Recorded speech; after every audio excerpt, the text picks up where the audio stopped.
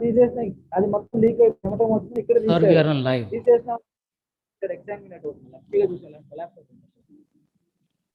ఎట్లా తీశారు మొత్తం ఉందని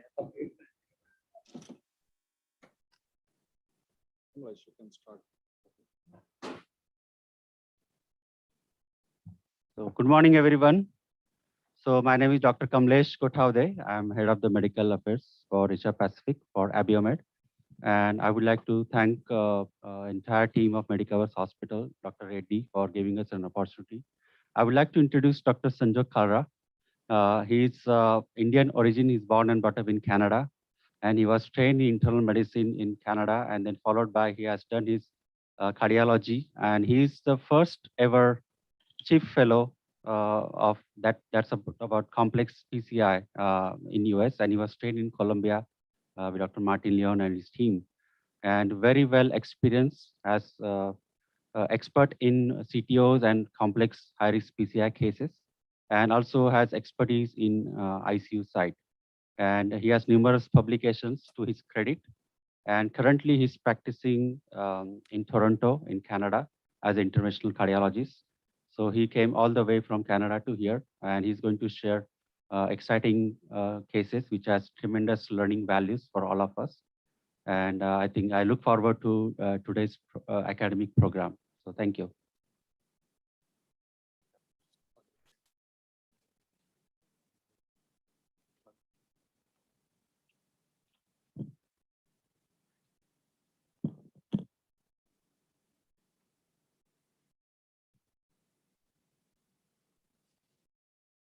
Thank you very much, Kamlesh. I'm grateful for the gracious, a little bit of an echo there.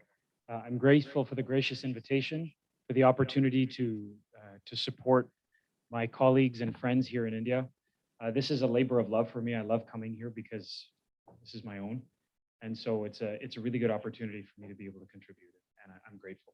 I'm going to, over the next, I guess, few minutes, talk a little bit about tips and tricks to optimize complex and high-risk PCI and then the management of hemodynamic support devices in the intensive care unit. The goal is not to talk about the basics or the fundamentals of how to use an Impeller, because I think we're already there here, right? We're already doing a lot of those cases. And we've hit that critical mass now at this center and the referring centers where we want to take it to the next level and start to really focus on the patients that have the most to gain and optimize then not only the treatment that we deliver, but our ability to deliver treatment going forward. And so that's my hope here. I'll share my slides here in just a moment.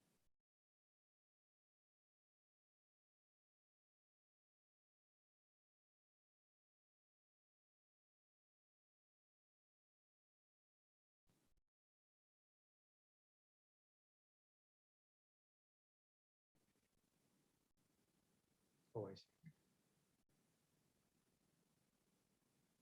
Great. So can't seem to advance my slides here. There we go. So these are my disclosures. So let's start with something that's familiar to all of us. Let's start with the case. So this is a 74-year-old patient that I treated a little while ago. He has the usual cardiac risk factors: hypertension, dyslipidemia, type 2 diabetes. And he's got an ischemic cardiomyopathy with an ejection fraction of 20%, which is typically what we see nowadays in the complex high-risk PCI realm, right? These EFs are between 20 and 30%, where they no longer have the fat, if you will, the ability to absorb recurrent hemodynamic hits because they've already burnt through a large segment of their functional reserve capacity. He's had a CRTD in the past. He has known peripheral vascular disease. He's had previous stenting, previous DVTs, and now he also has chronic kidney disease. So we're limited not only in our ability to use contrast to visualize things, but we're also limited in our understanding of his hemodynamics because his ventricle with CKD3 over a period of time is going to be stiff, right? So his filling kinetics are going to be unusual. He's going to have quick rises in pressures per unit of fluid. He presents to our hospital with class 3 anginal symptoms on the usual medical therapy, but he's got a bunch of background information that's worthwhile knowing, right? He's had a long history of low threshold angina, and then undergoes coronary artery bypass grafting with a lima to the LAD, and then a vein graft to the obtuse marginal branch and a vein graft to a diagonal branch in 2014, and he gets better. So we know that a lot of his problems at this time, when his EF was normal, were all symptomatic and were treated nicely with revascularization. So unfortunately, in 2015, he presents here, okay? And what he presents with is critical disease in the distal left main, as you can see, okay? An occluded vein graft to the obtuse marginal branch, and an occluded vein graft to the diagonal branch. So he's now got a lima to the LAD that's open, and he's got the usual terribly complex coronary disease that we see in post-bypass patients when their grafts go down, right? These patients get calcific vessels, proximal occlusions, very atypical collaterals. So whoever this operator was, put a wire down the LAD, dilated over the LAD, and then recognized that there was a big dominant circumflex here, and that this was probably the best target for PCI to relieve this patient's symptoms. And so ended up doing a PCI from the left main into the circumflex with a very nice angiographic result, right? So he gets better, but then unfortunately 1 year later, so 2016 now, he comes back. Now his ejection fraction is starting to show injury, right? It's starting to show evidence that recurrent coronary hits are starting to reduce his function. And unfortunately, as you can see, he's got pretty good going in-stent restenosis at the distal left main, right? So this sort of brings us to the importance of the concept around PCI is not just PCI. If it's not good PCI, we're doing our patients a disservice. Okay, and we saw that the angiographic result was perfect, but I conspicuously didn't show you any intravascular imaging because the operator didn't do any. And that's really the crux of the case in that regard. So in 2016, what does the operator do? This is the same operator who did the left main into circ. Recognizes the problem, throws a wire across, dilates the heck out of it with a non-compliant balloon at high pressures. Of course, this is a distal left main now in a guy with an EF of 45% with one open graft, okay? Stents it and achieves a lovely final result, right? So angiographically, this looks great. But comes back in 2019, and now he's taken a hit, right? Now we've got an EF of 20%. He's got a large ischemic territory in the lateral wall. Part of his anterior wall, his anterolateral wall is out, right? That vein graft to the diagonal branch, that section of heart died because it was being supplied largely with retrograde collateralization from the circumflex. And because of the severity of the distal left main lesion that developed, he not only lost ejection fraction, so function in the lateral wall, but he also lost a piece of his anterolateral wall because that big diag that was supplied retrogradely now isn't supplied anymore, right? So we've got good runoff from a lima with 2 layers of stent in the distal left main and severe in-stent restenosis. That's on a 20% EF. So now, how do we manage this problem, right? He's got a normal cardiac output and a normal cardiac index prior to his procedure, but he's got high pulmonary pressures, which is exactly what you would expect in somebody with a long-standing chronic kidney disease, and a low EF, right? He's been compensating and dilating out his ventricle to manage high LV pressures, and now he finds himself with high PA pressures at baseline, but a maintained cardiac output and index because he's managed to remodel his heart to accommodate. So these are his initial hemodynamics, right? We were at a course in Goa yesterday. We had the opportunity to work together where we went through detailed hemodynamics to develop hemodynamic phenotypes for shock, LV dominant, RV dominant, and BIV dominant. And in this case, his hemodynamics look pretty compensated, right? He's got a rate pressure of 3. He's got an RV of 27/5, a PA of 27/5, and a wedge of 7, right? His index is 2.1, which is borderline in fairness. His output is 4.2. And he's got a reasonably good map with a cardiac power output that's about 0.7. So clearly not normal, but compensated. So do you use prophylactic mechanical circulatory support in this case? He's got peripheral arterial disease, right? So access may be an issue. He's got an open lima graft to an anterior wall. So that's on the, maybe we don't need this. His hemodynamics are relatively compensated. Maybe we don't need this. On the other side, you've got 2 layers of stent in the distal left main, a drop in his ejection fraction from normal down to 20% with identified ischemia on the lateral wall and a big, juicy dominant circumflex that is isolated. What this brings ourselves to is planning procedures, right? Thinking very carefully about whether or not we're going to need to address a lesion in a way that's atypical from our usual quick wire balloon stent type approach. In 2 layers of stent, likely that is underexpanded, probably because of a calcific ring. And this was before we had the availability of intravascular lithotripsy. Either this is going to be a rotablation of the stent out of the left main in this EF of 20%, which is isolating a big dominant circumflex, or it's going to be a very, very high pressure prolonged balloon inflation. So the question I'm asking myself when I decide whether or not this patient needs MCS is not if his hemodynamics at the beginning of the case are acceptable. It's how badly I'm going to injure his hemodynamics by doing the case, right?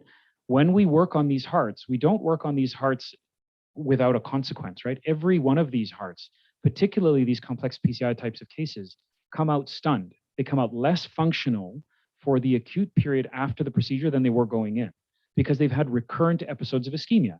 Contrast does not contain hemoglobin. Prolonged balloon inflations block off blood flow. Recurrent hits to the coronary vasculature can result in complication, which can then result in the development of shock during the procedures. So if we consider the use of mechanical circulatory support here, we're not saying, is this a difficult coronary lesion to treat? It's an in-stent short left main lesion. This is not that hard to treat. But how are you going to have to treat it? What are the potential consequences if something goes wrong? And are you likely to leave this heart, at least in the acute period, less functional than you found it when you do your case? Those are the main questions that I ask myself. And we'll go through some of those questions in a little bit more detail as far as patient selection goes. So keep this question in your mind. Does this patient require mechanical circulatory support? And if yes, what is it that you're trying to accomplish? Are you trying to put a pump in to maintain the map? Are you trying to save the heart? Are you trying to just be careful? These are all real questions that we have to ask ourselves when we make these difficult decisions, because the reality of these devices are that they're not cheap and they come with upsides of hemodynamic maintenance, but also downsides of vascular issues. And we have to be honest about those things when we select our patients, right? This is not about putting pumps into just everybody that walks through the door. It's about selecting, like any other therapy, the right therapy for the right patient. So what we try to do is maintain hemodynamics, right? We want to make sure that we have good distal end organ perfusion. The toes are getting blood, okay? Recurrent end organ hits result in a burn through of functional reserve capacity, right? So if somebody has CKD3 and they get recurrent ischemic hits because they have recurrent episodes of hypotension during a prolonged case, those are individuals who are then at risk for worsening of their chronic kidney disease. And this is where some of the data from Mike Flaherty and his group that is hypothesis generating in fairness might suggest that the presence of maintained hemodynamics through mechanical circulatory support actually reduces acute kidney injury after PCI. We want to facilitate complete and optimize revascularization. So these are now complex patients, right? This is this unfortunate guy who actually was the father of one of our anesthesiologists. He's come in now with several procedures that looked like they were optimal results. But the reality is we know based on our evidence that if there's no intravascular imaging in a left main intervention, it's not an optimal result, period, full stop. So these patients become very intolerant of imperfect outcomes, and they become intolerant of complications. So what we really want to do is treat everything and treat it as best as it can be treated so that when the patient leaves the cath lab, it's not about whether or not they got off the table. It's about 1 year later or 2 years later or 5 years later that they're still enjoying their lives. And then, of course, it's to maintain case safety. This is probably the most difficult one to conceptualize because we can predict the presence of complications or the likelihood of complications. One of the things that I speak about is complication analysis. But the reality is even when sometimes things go right, sometimes things can go wrong, right? And the only way to have no complications is to do no cases.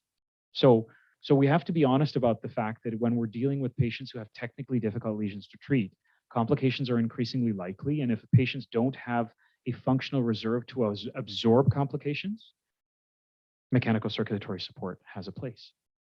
So this is tip number one. Your patient selection is everything, okay? It's just like any other therapy. Giving the wrong drug to a patient, putting a square peg into a round hole results in a suboptimal outcome. It may pass, but it will only pass for a while, right? So the key is to select these therapies for the right patients. So when we conceptualize high-risk PCI that requires hemodynamic support, we've all seen this Venn diagram countless times, right? Where we talk about the interplay between patient comorbidities, the nature of complex CAD, and hemodynamic compromise, which I often like to refer to more as is reduced hemodynamic reserve, right? The inability to tolerate recurrent hits. So when we think about severe LV dysfunction and severe kidney dysfunction, those are the patient comorbidities that we consider. depressed ejection fractions, borderline cardiac outputs are what we consider in the hemodynamic compromise group.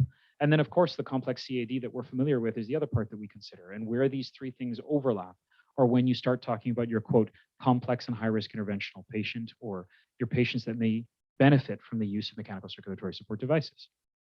So here is how I walk through these decisions in my head. I first think about what is truly high risk. Am I doing this because I think this patient's going to go south during the case and I'm going to need a pump afterward to maintain hemodynamics, or am I doing it just in case there's a complication? So prophylactic versus standby use. How much support do I need, right? Do I need a CP for this 50-kilogram, 5-foot-tall female who has a mildly technically complicated lesion in a relatively modestly reduced EF? Probably not, right? As opposed to a double bifurcation occluded left main that's going to require a retrograde through an only remaining conduit, which is going to end up with an ischemic heart and potential for complication. That's probably not the right case for an Impeller 2.5, right? And then understanding whether or not I can justify the cost of using expensive but specialized devices by reducing the amount of time in hospital, reducing the amount of time for recurrent interventions, reducing the likelihood of needing durable VADs or transplants down the line. And then, of course, the operator skill set. I submit to you that if you're not comfortable doing a complex case, you shouldn't do the complex case. You should refer it to a colleague who can then scrub with you so you can learn. But it's always patients first, right? So in that context, we've got to balance the risks of bleeding and the very real complications of large bore access bleeding with the potential benefits of complete revascularization. And that's where the difficulty with patient selection comes in. So here's a practical approach to it. I'll just skip through that there. Is the patient hemodynamically deranged despite medical optimization? So have I tried to diurese this patient into normal pressures, but I still keep getting creatinine elevations? I can't get them there. If yes, this is a patient who likely needs support. If no, go to your next question. Does the patient have the reserve to sustain an ischemic insult? Remember, even when we do bypass, right? The reason surgeons say no to some of these patients is because, not because they can't do the bypass, our surgeons are amazing. It's because they can't get them off pump, right? Because the heart is severely injured at the end of these prolonged ischemic insults with multivessel cabbage, where you're blocking off flow for periods, and or with prolonged pump runs, right? So does the heart have the reserve to sustain an ischemic insult? Is this the last remaining vessel where you're going to lose the entire supply if it goes down? Is this a patient who already has a borderline blood pressure or poor cardiac power output? Is this someone with severe pulmonary hypertension where their system is already maximally compensated? Do they have low cardiac indices? Are they very low EFs, right? EFs of 15%, 10%, where you really got to think carefully about touching that heart. If no, if they can't stand it, support. If they can, go to this next question. Is the patient at risk for a complete interruption of blood supply that will lead to hemodynamic collapse? So are you doing big thrombus in a big major vessel? Are you doing a left main that is unlikely to go as most simple left mains do, or that requires additional atherectomy or plaque modification strategies to be able to achieve optimal results? Or are you at risk of abrupt closure during a technical aspect of the procedure? For example, you're doing a very tortuous, complex distal left main into a proximal LAD, and just wiring through that lesion with aneurysms on both sides puts you at risk of dissection of the proximal LAD and a loss of the anterior wall supply, right? So these are the kinds of questions that we ask ourselves on the anatomic side. If yes, support. If not, address this last question. Is the patient at risk for a prolonged ischemic insult that limits my ability to complete revascularize, right? So if I have to atherectomize this left main and it's going to be a long lesion down the LAD, but there's also an RCA, maybe critical lesion as opposed to CTO, that needs to be done and that you'd like to do in the same sitting? If yes, support.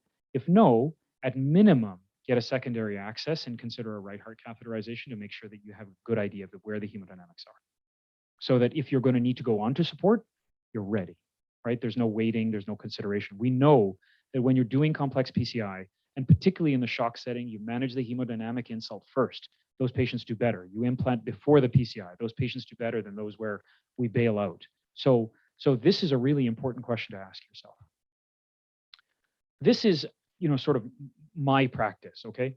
And this is basically to tell you that even as an individual who focuses their practice on complex PCI, my numbers, right, my own utilization of mechanical circulatory support in my practice is not high, right? It's not huge. We're not dealing with 20 or 30% of cases where we're banging pumps in, right? These are carefully selected patients. But for these patients, particularly in high volume centers like this, where you're dealing with the nth degree of complexity in this space, these numbers are real numbers, right? This is not a patient or two every year. There's multiple patients each year.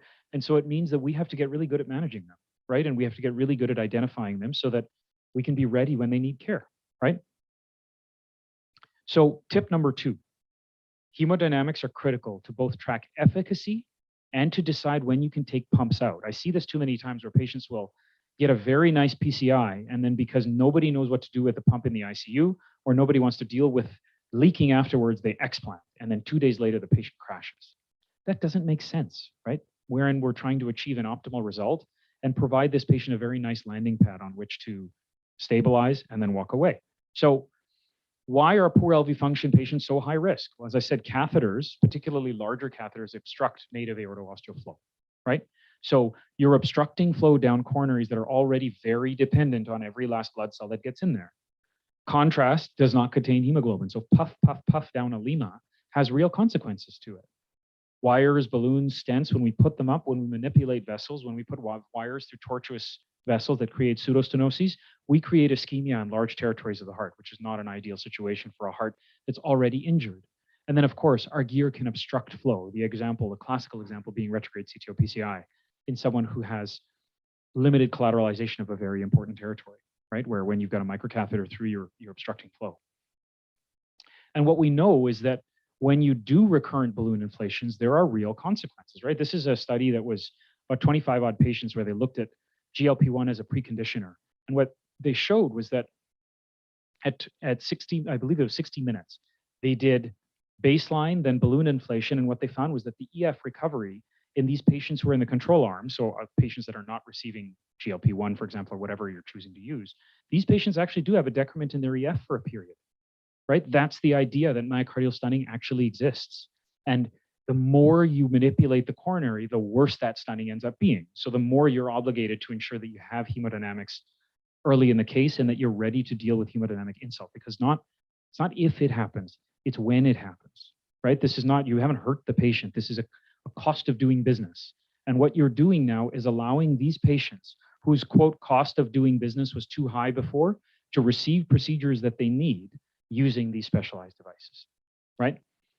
One of the things that mechanical circulatory support and early hemodynamics do is help us identify coronary blood flow, right? We know that coronary perfusion pressure is a function of the mean arterial pressure minus the LVEDP. And so what you get with an axial flow device, for example, is a reduction in the LVEDP and wall tension, and as a result, an increase in coronary perfusion pressure. And that's what you see here, where when you have an LVEDP of 21 at P2, right, so relatively modest unloading, you have a distal coronary pressure of 35 and a coronary perfusion pressure of 22. But then when you bring that LVEDP down to even 18 on a higher flow device, you now have a distal coronary perfusion pressure of 41 with a coronary perfusion pressure of 50, right? And when you look at even Morton Kern's work from years ago, when you look at balloon pumps, his work showed that balloon pumps absolutely do augment coronary perfusion, right? But they do so very modestly.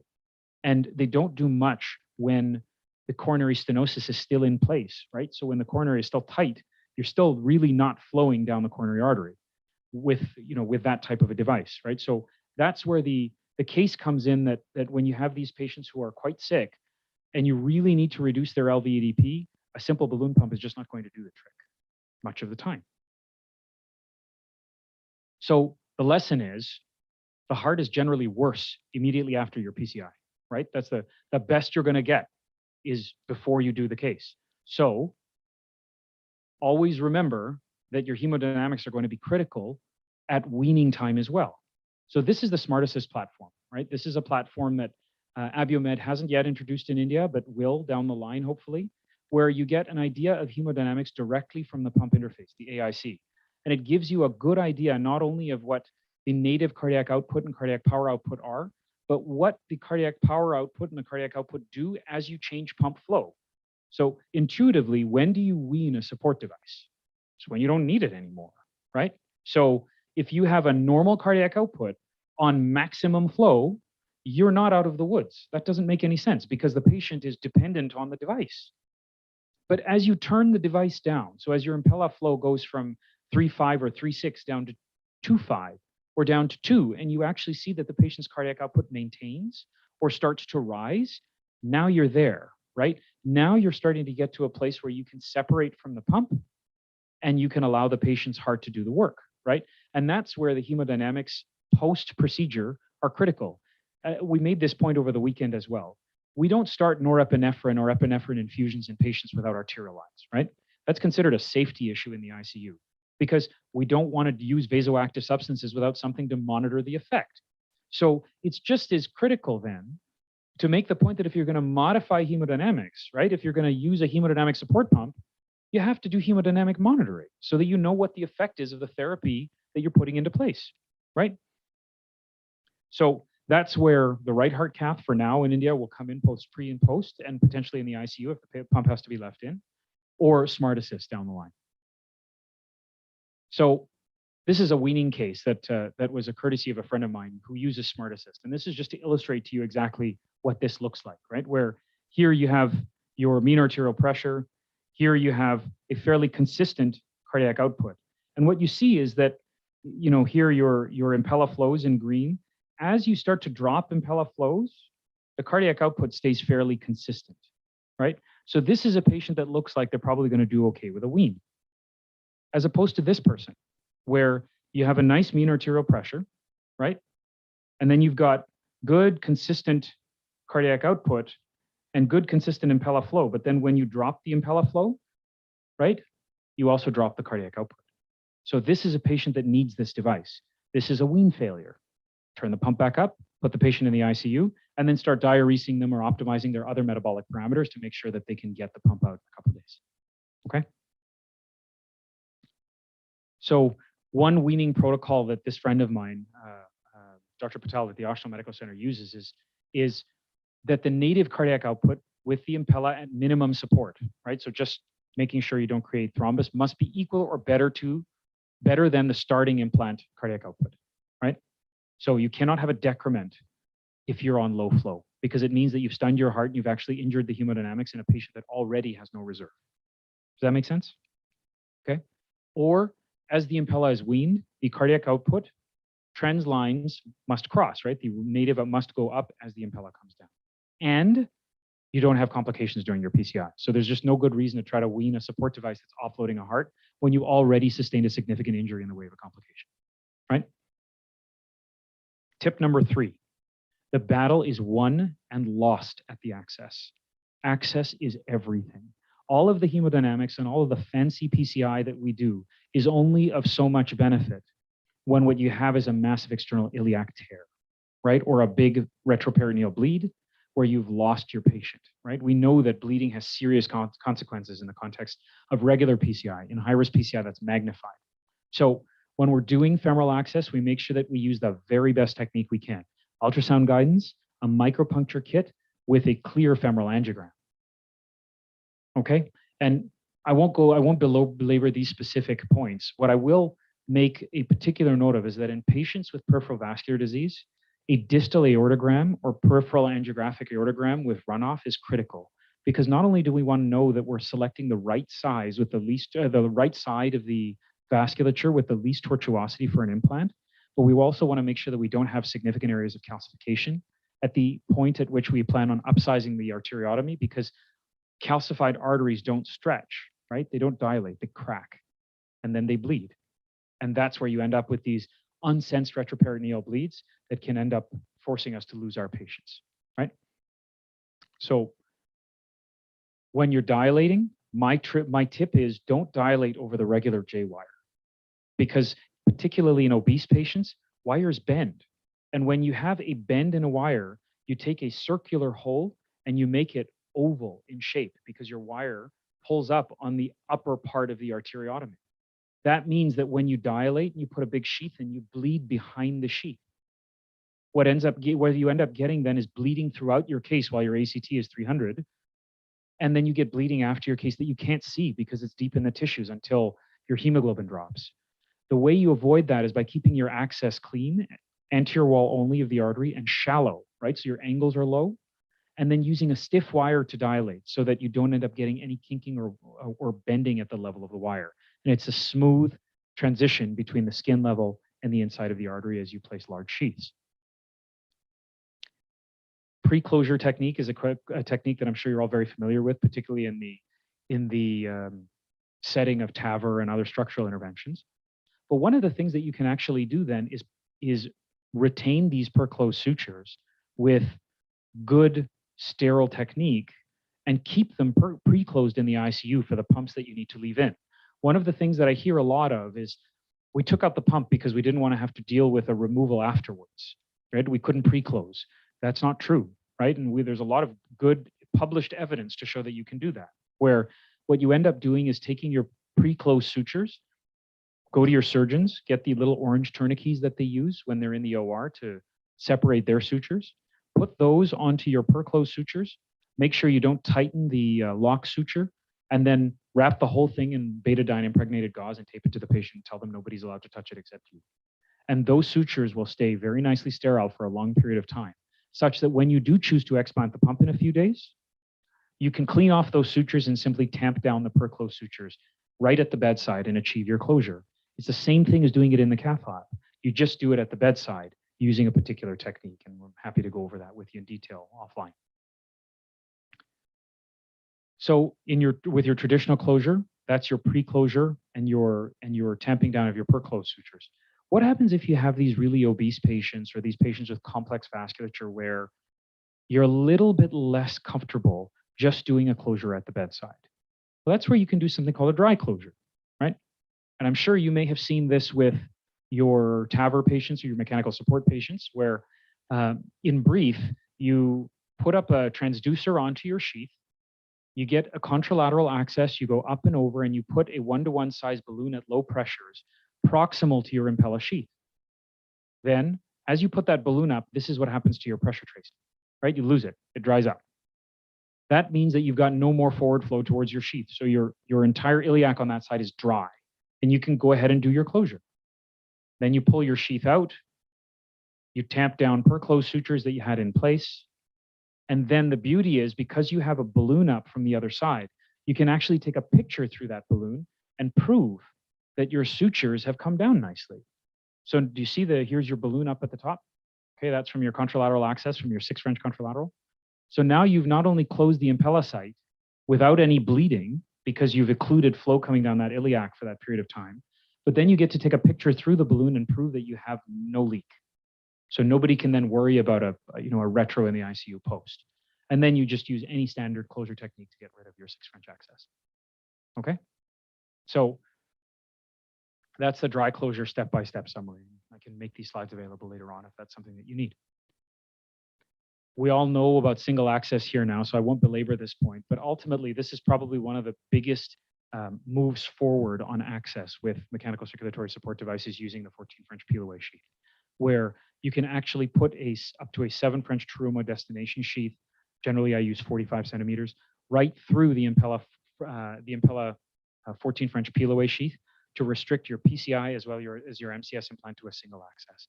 And when you need to remove it, all you do is just pull it out. So it's no big deal. Okay. Tip number 4, ICU management is critical. This is the stuff that the ICU docs typically benefit from because the reality is we don't use these pumps every day. And so using AICs, you really need to know what you're getting yourself into. So the best ICU management starts in the cath lab. Okay. Make sure that your pump is at a stable position and that you've really tightened the Tui-Borst valve. Make sure that you've echoed and ensured that your pump is in appropriate position before you leave the cath lab so that you know where you're starting, because you need to create a culture of migration in your ICU. You create a culture that you need to recurrently echo these patients at least once when they arrive from the cath lab, and then once every day on rounds to ensure that the pump hasn't moved. That's how you prevent migration. That's how you prevent hemolysis. Okay? And then, of course, make sure that as you remove your peel away and you put your repositioning sheath in, that you tighten your per-closed sutures a little bit around the repositioning sheath to cinch down the hole so that you're not bleeding behind the repositioning sheath. Because remember, that repo sheath does taper from 13 to 9 French. Remember that the characteristics of a well-positioned impella are a stable position that doesn't migrate, right? So something that you've checked that corresponds to the position recommendation. So the inflow cage about 3.5 centimeters from the aortic valve with a tightened 2E Borst valve and an outflow well above the aortic valve. So you're not getting hemolysis and you're actually getting effective pump flow. Make sure every single time, if you take the patient from the cath lab to the ICU, they get an echo when they get to the ICU. It's brief, it takes 2 minutes, right? Just to do a quick parasternal long axis. This is a little diagram of optimal impella positioning, but as I mentioned, sort of inflow cage at about 3.5 centimeters from the aortic valve, okay? And then know your console. So this is the part that people find most difficult, right? Getting their head around how to manage the impella AIC, because these are not tracings that we're all that familiar with when we look at them, right? We've got to get good at looking at this and figuring out if this thing is telling us that there's a problem, what that problem is, right? So let's look at this AIC as an example. This is a placement signal, right? So this placement signal gives you an idea of where your hemodynamic monitors on the pump are, right? And this looks very much like an aortic signal, right? Your motor current represents the potential energy difference between your inflow and your outflow segments of your flow device, right? It's the potential energy difference between one side of your impeller and the other. So if you have no potential energy difference between one side and the other side, where must that pump be? It must be exactly, right? So it must be in a place where there are no differences between the front end and the back end. And what that is, this device is sitting in the aorta. That's not helpful. This is not going to help you.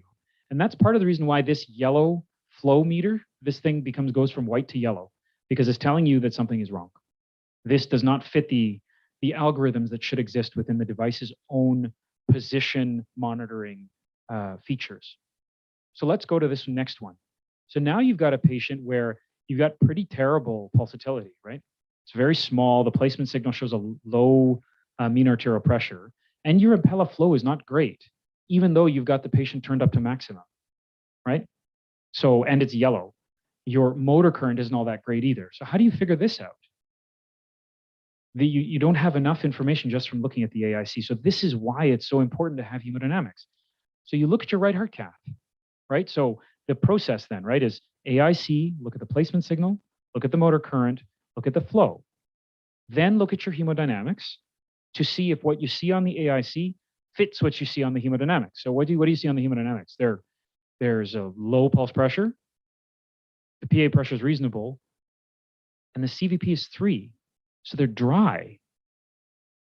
This is hypovolemia. And that's why your LVAD is not working, because it's got nothing to pump.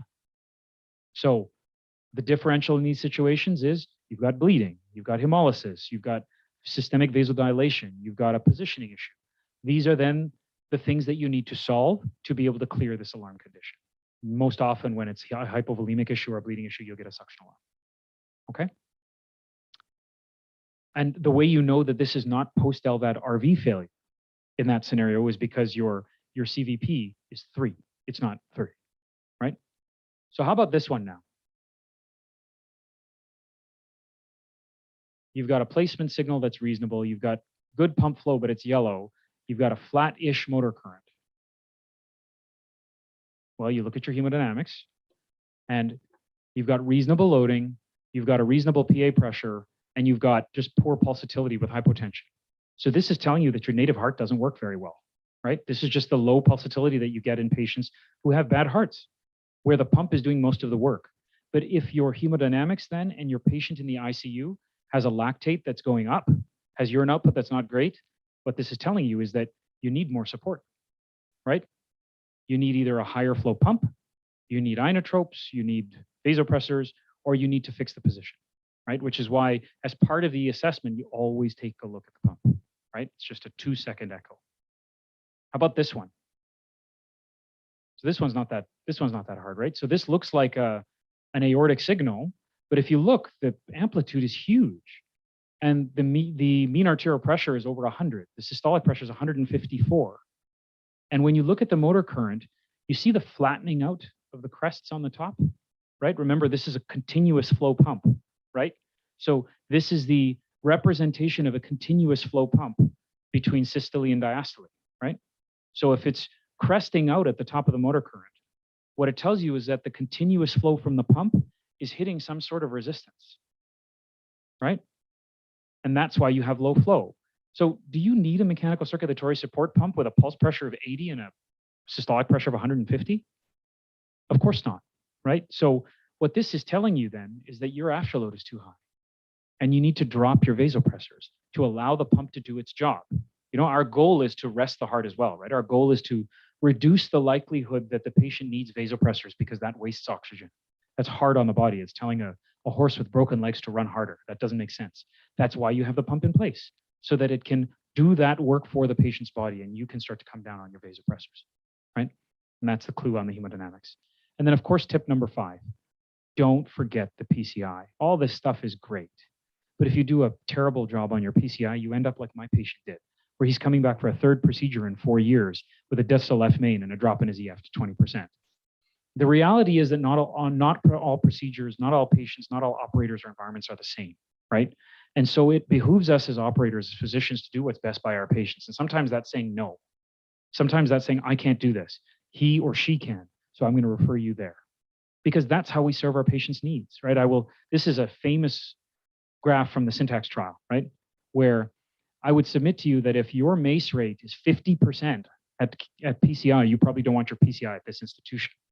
No more than you want your CABG at this institution where your MACE rate is 45%, right? So it's important to really optimize the care that we deliver and treat the right patients in the right way, right? And that's by focusing on the patients that have the most to gain. When we look at the Ischemia trial, we're all familiar with these results now, where we look at the primary outcome of the Ischemia trial, which randomized patients to conservative versus ischemic versus invasive management of stable coronary disease in the setting of moderate to high risk ischemia, right? What we found was no difference early. There was actually an early upfront hazard. And then at 4 years, we started to see the curve separate, and they continue to separate and stay parallel separated, which suggests that with longer follow-up, the invasive therapy helps. But when you look at the amount of people that got complete revascularization in this trial, you've got to really ask yourself, were all of the lesions that needed to be treated, and were we focusing on the patients that had the most to gain? Well, in these pre-specified subgroups, what we found is that patients with single vessel disease or none or mild ischemia, they were the ones that really favor the conservative strategy. But what about patients who have more severe disease, right? So 3-vessel CAD, multi-vessel CAD with complex lesions that are severe.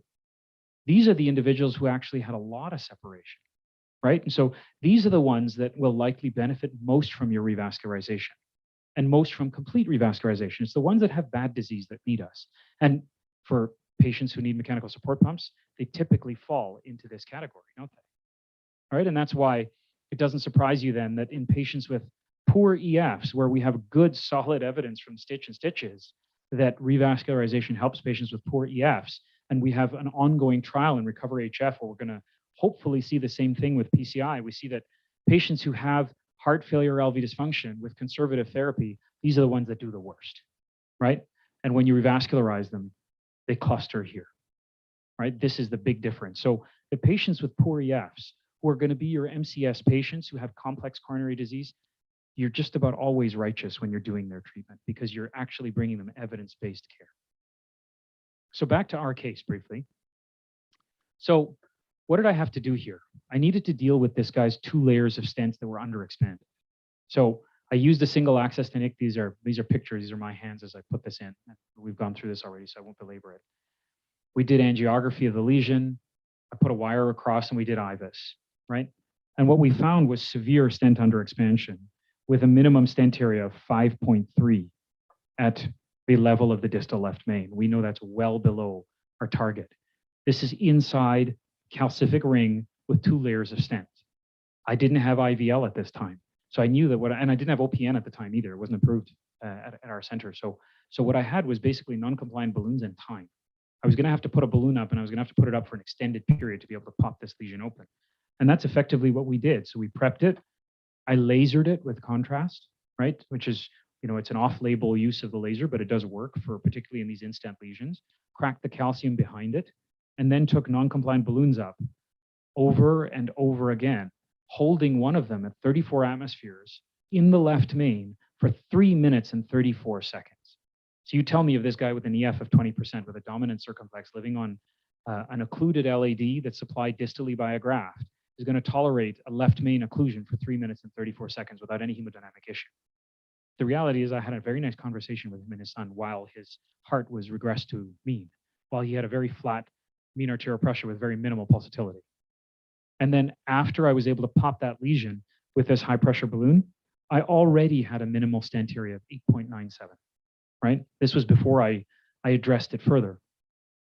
Took an even larger balloon up, further pre-dilated it, stented it, post-dilated it using imaging with a 4.5 millimeter non-compliant balloon to now get this final result, to show you this big dominant circumflex with total hemodynamic stability in the patient. And the proof is in the pudding, right? So here's your ending IVUS. This is what our result looked like when we were done. And what you'll see as you get into the distal left main and you really visualize the minimal stent area, which is right here, this doesn't look anything like it did before. And when we actually measure the minimal stent area, it's 10.5, which is a very reasonable result in the left main. That's an artery that will likely stay open. Now we're done. Now you have a result that is appropriate to walk away from. So post PCI, his saturations were okay. When I brought him down to P4, his PA saturation dropped a little bit, but his native cardiac output didn't change substantially, right? It was a very minimal decrement. He was stable as I weaned him all the way down to P2, and so we chose to explant. And when we needed to explant the PCI sheath, the beauty of single access is there's no bleeding. You just pull the sheath out. And that's what we did. So high-risk PCI is a growing subset of patients. These patients require us to be at our very best, right? They need us to use the best tools that we have at our disposal to make sure that not only can we provide them optimum care, but that we keep them safe during their procedures and that they recover, not just get out of the cath lab, but recover, go home and live their lives. They stave off the challenging therapies of durable LVAD and transplant that some of these patients get. The use of MCS devices in the right selected patients allow us to deliver these outcomes, deliver them with safety, and deliver complete revascularization so that ultimately we feel good about the jobs that we do, and so do our patients. Thanks very much for your time and attention.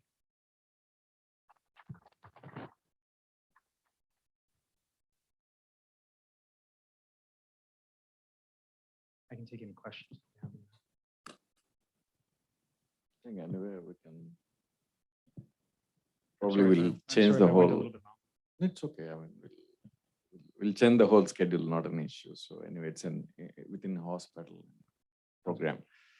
Yeah, I mean, most of the people here needs basically the more information on indications, where we have to use. I think you have presented very nicely, with all examples, right?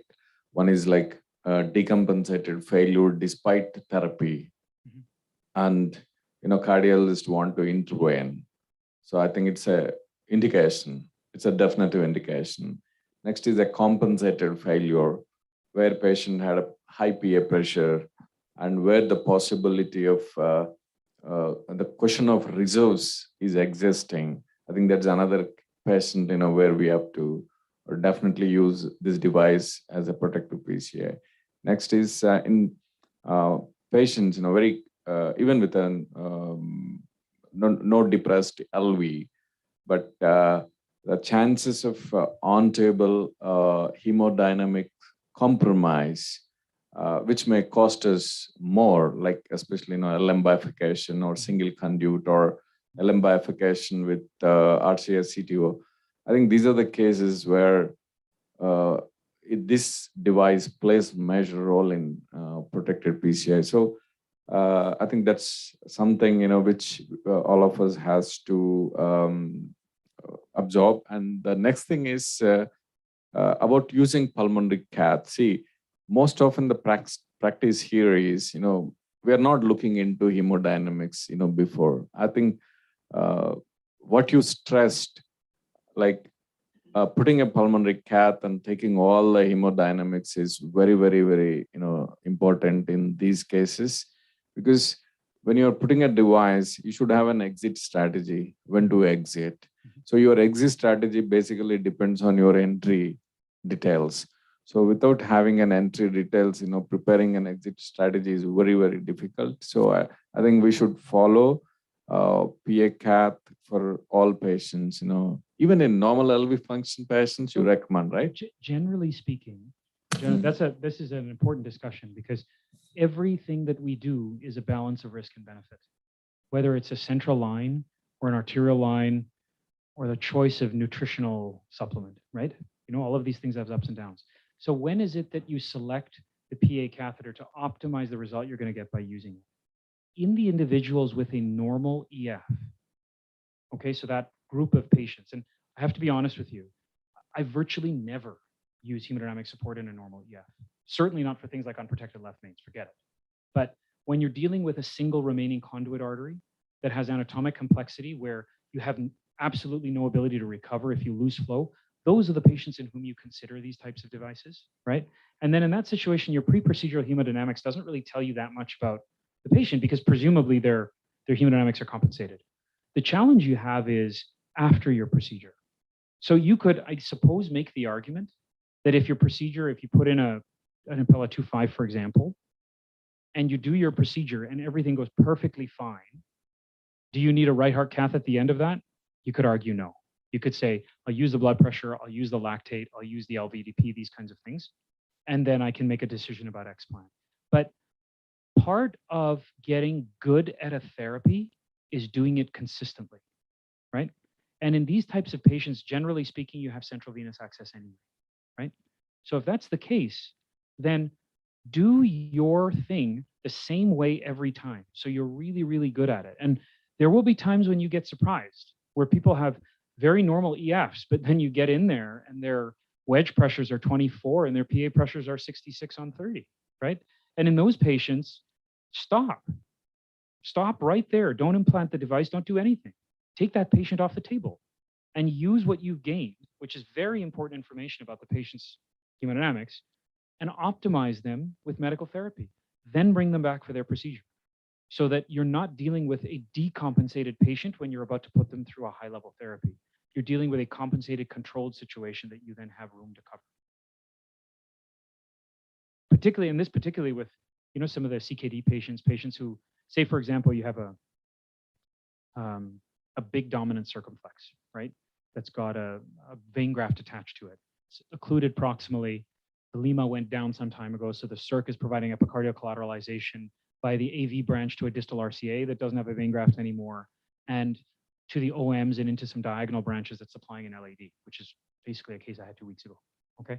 So that EF is normal, but that patient presumably has extremely bad symptoms because every time they brush their teeth, they're you know, eclipsing their coronary supply, right? There's very little true supply there, and now they've got a vein graft lesion. And what you're doing is reconstructing the native, right? So if that's what you're planning on doing, and you're going to end up then necessarily occluding collaterals and putting gear through a diseased vein graft, risking no reflow and these kinds of things, that's an individual you might consider hemodynamic support.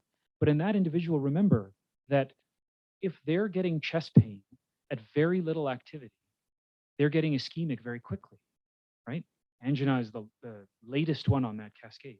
So if they're getting chronic ischemic hits over and over again in the setting of a heart that's normal systolic function, their relaxation may very well be abnormal, right? Because the most common reason for diastolic dysfunction, one of the most common reasons is ischemia, right? So they've got a stiff, thick ventricle that's not relaxing appropriately. These are the patients that typically come in with a normal EF at PA pressures of 66 on 30, where their primary complaint is, I'm short of breath, right? Hi, I'm Dr. Krishna Prasad. I'm a cardiac surgeon. Very nice talk. Enjoyed it. And a few points you made are absolutely relevant. You know, the small periods of ischemia that we give, which we tend to neglect, and they do all have consequences later on. Absolutely relevant, because even during cardiac surgery, we surgeons forget those things of ischemia whenever we are grafting the vessel. The one question I want to ask is, when do you consider ventilating a patient? Great question. So we have ventilating means you're venting a patient on ECMO, is what you're talking about? No, putting them on a ventilator, anesthetizing them. Right. Or... So this is actually a very active area of investigation within complex PCI, and I'm proud to say that I work with some of the best cardiac anesthesiologists I've ever known. And lately in my own procedures, I've been getting cardiac anesthesia involved early, more and more often, because they really bring a lot of stability to the case. So the way we have conceptualized this is levels of anesthesia support depending on the complexity of the PCI. This is not a validated model. It's just a model that I use that we're trying to build in evidence around. But a level 1 support type of patient where you ventilate them, you've got a PA catheter in place, and you're monitoring are these individuals who end up on a mechanical circulatory support device. So that's not to say that every patient who gets an MCS device should get intubated, not at all, right? But certainly when they're in shock, or when the likelihood of hemodynamic decline or the patient's ability to stay still during the procedure for the extended period of time that's going to be required to achieve revascularization is difficult, those are the ones that, that end up getting put to sleep and intubated. And the precise differential of risk benefit there is an active area of investigation, which is why I rely so heavily on my anesthesiologists in these types of cases. What I'll ask them, I'm going to need 4 hours to fix this, right? And I'm going to have 5 accesses between veins and arteries and grafts and these things. So is it safer? Do you think you can keep this patient adequately sedated and protecting their airway without intubating? Because I don't want to intubate them if I don't have to. And a lot of the times they'll come to me with things that I didn't know, right? You know what? They have a 40-pack year smoking history and they've got obstructive sleep apnea and we know their PA pressures are high. So if I can keep them on conscious sedation for as long as possible, that's what I'm going to do because they're going to be tough to liberate from the vent, right? And so those kinds of things actually learn from them. And I would encourage, the operators here when we're discussing whether or not to intubate high-risk PCI patients. Cardiogenic shock is a completely different scenario, but high-risk PCI patients, these are the individuals where you actually really talk to your anesthesiologist carefully, have them see your patient and render an opinion. And then based on the practicalities of the case, make that decision. Yeah. How do you choose between Ecmo and Impeller? So Ecmo for high-risk PCI, I think, is a thing of the past. I think the injury to the vasculature and the risks associated with Ecmo are beyond what is acceptable now, where we have better devices in place to be able to provide hemodynamic support for these types of procedures. So in high-risk PCI, I don't use Ecmo. I will, however, use tandem heart, right, which is an LA to AO bypass, right? And that's a very, very useful device, particularly in patients who have severe mitral regurgitation, who have a very dilated atrium, or who have an LV thrombus. That, of course, requires a transeptal puncture, the placement of a 21 French atrial cannula, and then a large bore retrograde cannula with careful echo monitoring because you're going to empty the heart out. So you're not going to have as much movement of the aortic valve. But generally speaking, those patients do very well. You, of course, have to be careful, just like you do with an axial flow device, that the RV works because you're providing single ventricular support there. If the RV doesn't work and you end up getting into trouble, well, then you can pull the transeptal cannula back across the septum and you turn it effectively into VA ECMO. The other option is then to put a venous drainage in if your RV is getting bad. Wire it into your 21 French drainage from your left atrium and then put that into your aorta. And then you've effectively got, a veno-arterial ECMO with a venous vent. So those types of patients in the high-risk PCI scenario are good. In shock, it's a completely different beast. That comes down to the severity of the shock that you're in, right? So if you're in late SCI stage D or stage E, this is not a patient that's appropriate for a CP. This is not a Lazarus device, right? You have a lactate of 10.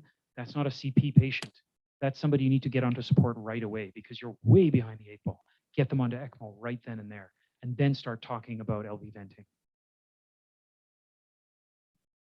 As I see, most of the cases that you're going to do are very, very sick patients. Yeah. Right. And not every time there will be a fairy tale ending. What would you do if some patient doesn't respond the way? Like you have an ejection fraction of 20%, you do the stenting, but his heart doesn't kind of recover. Mm-hmm. Right. So how long are you going to continue with the Impeller? Yeah. So no, I think what you're asking is how long do you wait to try to wean? This is also a very good question. And so one of the things that, I'm lucky because I work in a very large tertiary care or quaternary care center. It's Canada's largest hospital, and we have a very high level CVICU and CICU. We also have a large transplant program. So part of this discussion centers around the informed consent discussion before the case, right? And making sure that you really check off all the boxes before you offer therapy to these patients, right? Just because you can do something, you shouldn't, right? It's about benefiting the patient. It's the patient that's king. That's the one that really matters. So your ischemia should be clearly demonstrated. you should make sure that you have a clear, informed consent discussion where you're honest about your own outcome numbers and the likelihood of complication in this case, right? The likelihood of recovery and benefit, what you're hoping to achieve, symptom relief versus EF recovery versus both, right? And those are obviously different in the high-risk PCI versus cardiogenic shock scenario. So that's the first piece. The second piece is no one's an island, right? We all work as part of teams. And that's why, I mean, one of the surgeons that I work with is Firoz Davirwala. He's an Indian surgeon was in Leipzig and who's now moved to Toronto and is my partner in the complex revascularization program. I mean, he's like my right hand and I'm his, right? I'm so fortunate to be able to work closely with all of our surgeons at that site, where we all review these types of cases together and decide what the best therapy is. Part of that discussion actually is whether or not the patient is a candidate for a durable VAD if they are unweanable from an Impeller device. I have never seen this in my practice, to be perfectly honest. And I don't know if that's because the case selection is really good and so we're careful, or if I've been lucky, or if the therapy that we're delivering really works the way it should, right? That's yet to be determined. That's the truth, right? But the answer to your question in that regard is that you have an honest, fulsome discussion with your colleagues as well. That includes cardiac surgery and heart failure, so that you've had an honest discussion about whether or not this patient is a candidate for a durable VAD if they can't wean, or a candidate for transplant. And if they're not, then you use that information to inform the patient as part of your informed consent discussion to say, look, you are a Hail Mary procedure. This is a salvage PCI. We are going to revascularize you. We'll do the best we can, but you've got to be honest about the fact that you have a 5 to 10 risk of death, right? 5 to 10% risk of death, 30% risk of major morbidity post-procedure, and that we are going to do the very best we can for you, but this is where we are. And then if the patient says yes, that's when you go, because then you're doing right by, right? It's their decision. I'll just rephrase Dr. Ghanshyam's question. As a critical care physician, I think he wanted to know about probably cardiogenic patients where we use this device. So there are two different things. What we are speaking more about right now is, protected PCI. Yes, protected PCI. So cardiogenic patients is completely a different ballgame. Right. So how often in a cardiogenic patient where you kept Impeller end up in a next destination therapy? Right. So that's a good question.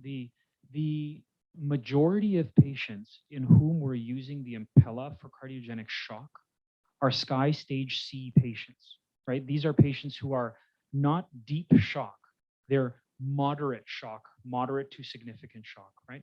And so in these types of patients where and keep in mind that your acute decompensated heart failure related cardiogenic shock is different than your acute MI cardiogenic shock, right? On the one side, you have a remodeled heart with functional MR, for example, versus an acutely injured heart post PCI. I mean, we have evidence to guide us in the acute MI cardiogenic shock scenario, right? Where you have significant heart recovery with an Impeller CP early on in the AMI CGS setting, right? That's guided to us by the National Cardiogenic Shock Initiative out of Detroit, where we've got survivals of 77% to hospital discharge and then beyond, right? That's as opposed to the 52% survival of cardiogenic shock without treatment, right? So or with treatment using our best treatments, but not using this sort of early hemodynamic support strategy. So the answer to your question in that regard is we use it a lot, and you see heart recovery with hospital discharge out to 80% of patients, right? So that's a lot of people. In your chronic heart failure, decompensated heart failure cardiogenic shock setting, that's a different beast, because especially in your non-ischemic cardiomyopathies, you don't necessarily have something that you can reverse. And so a lot of the time, those times, the goal of your shock therapy is different. It's not actually to treat the shock and then magically send them home, because they've decompensated. And what you're actually dealing with is a burnt out heart that needs advanced therapy, but in a patient who's not a candidate for advanced therapy because they're so sick, right? So the goal of this support therapy in that scenario is to recompensate the hemodynamics, treat the metabolic abnormalities and derangements, and stabilize the patient so that they can become a reasonable candidate for our colleagues to take them to the operating room and put a VAD in or put a transplant, right? It does not make sense to put a durable LVAD into somebody who's got kidneys that don't function, shock liver with an AST and ALT of 10,000, an INR of 4 because the liver doesn't work and is on 3 vasopressors. That's just not a patient that's going to survive, right? But if we can reverse the shock, manage the hemodynamics, and I'm not saying that an Impeller is the right device in that scenario, right? That's deep shock. But hemodynamic support in that scenario to recompensate the hemodynamics and then allow the end organs to reverse and recover is really what we're trying to achieve to be able to move them on to the next level of therapy that is likely to benefit them, right? There's no PCI option for those types of individuals. There's, if you're dealing with a burnt out ischemic with no viability, or if you're dealing with a non-ischemic cardiomyopathy or a myocarditis that has dipped into shock, then, you design a hemodynamic protocol where it helps you device select. And our institution's hemodynamic protocol is pretty clear in that in moderate shock, and I can share the specifics with you offline, in moderate shock with hemodynamics within a particular range, the Impeller 5.5 or the Impeller CP is the device that we use. In severe shock, it's Ecmo with either an atrial septostomy or an Impeller 2.5 or CP as an LV vent so that we can explant onto it, versus very early shock where it's actually just low dose inotropes.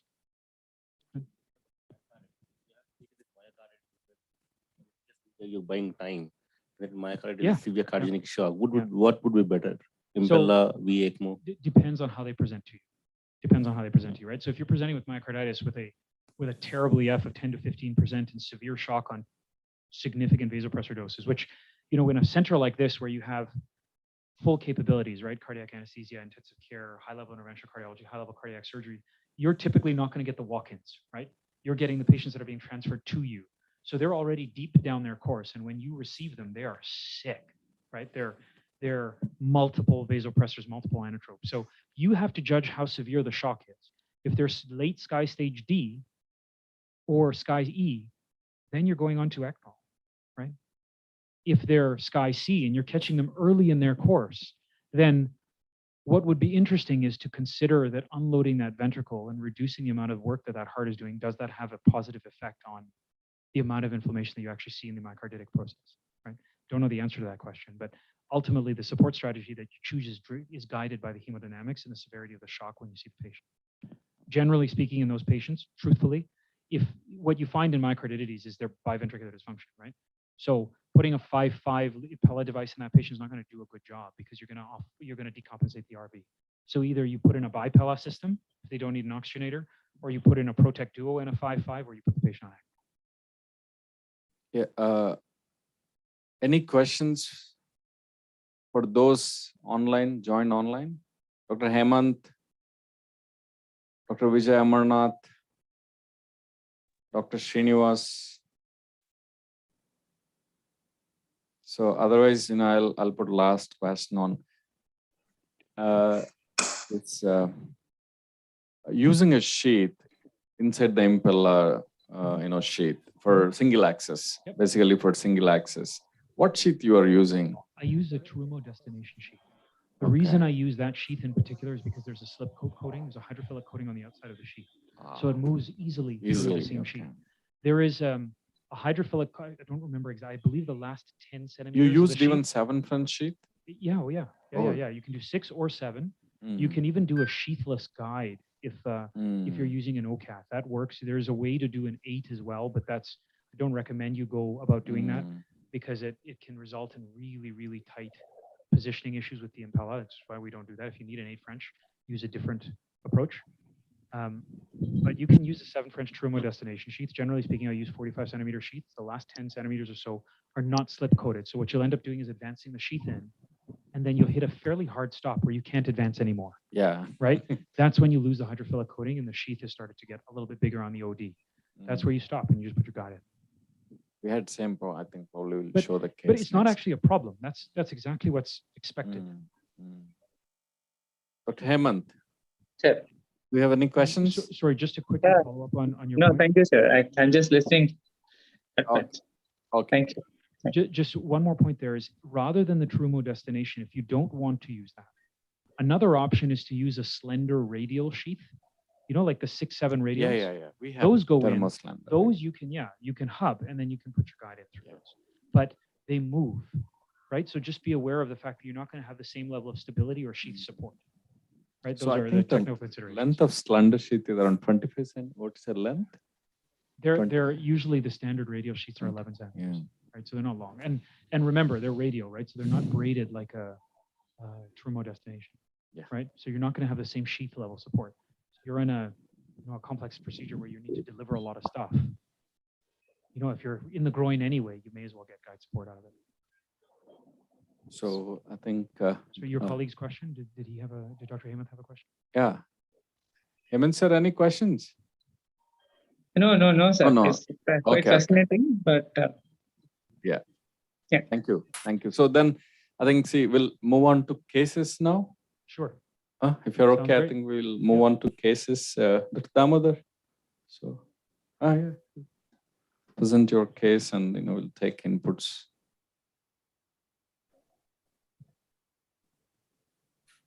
So we have a couple of cases which we'll show next, and we'll have nice discussion, whether to use it. Oh, you have one more question? Oh. Just one more question.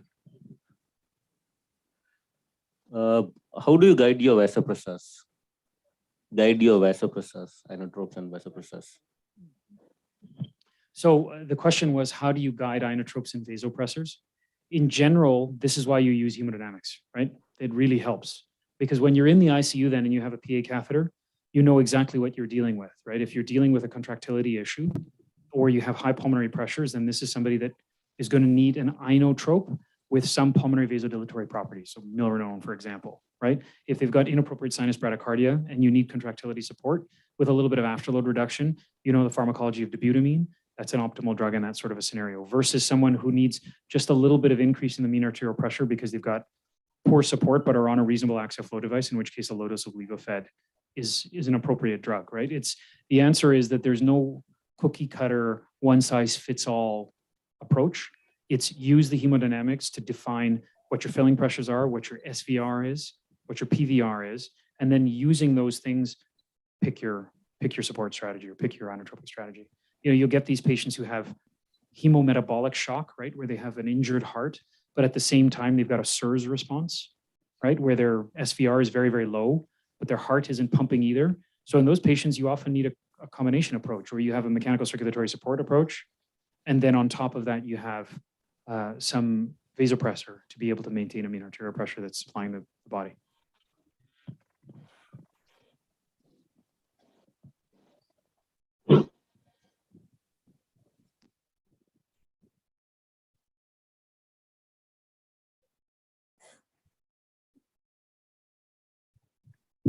Everyone. Thank you, panel members. Thanks, Dr. Sharath sir, for giving me this opportunity to talk regarding one of the cases we did in 7 months ago. So today we are going to discuss this protected PCA. This was the first protected PCA we did in Medicover. And I thank Sharath sir for giving me opportunity to assist him. Were both first and second case, which we did 4 days ago also.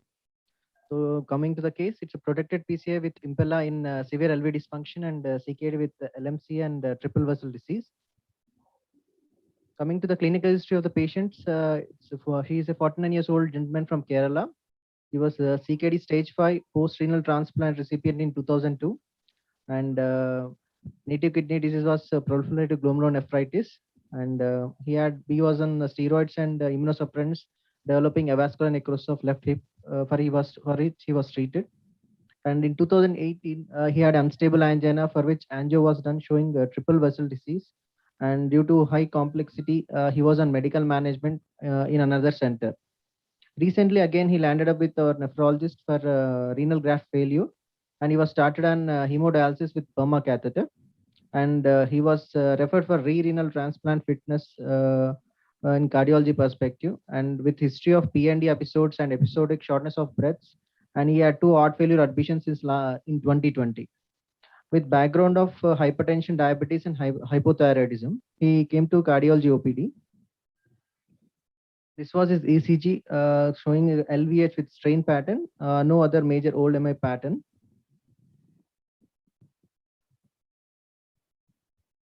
This was his echo. You can see LV is dilated and there is RWMA near global LV hypokinesia of LV. And the little posterior wall, infralateral wall looks to be a little thinned out and scarred. And his ejection fraction was around less than 35% with high PA pressures.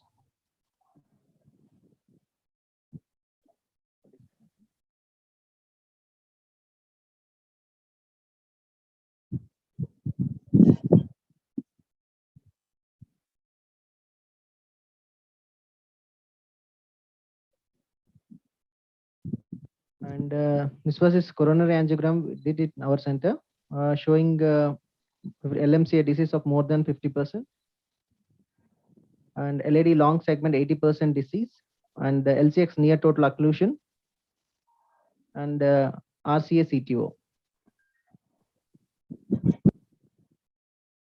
This was his angiogram in 2018 when he had unstable angina for the first time. At the time, his LMCA was no significant disease. LAD was not very significant, and LCX per se was same compared to the this presentation. And his CTO was there since then, 2018, and his LMC and LAD disease has progressed since then.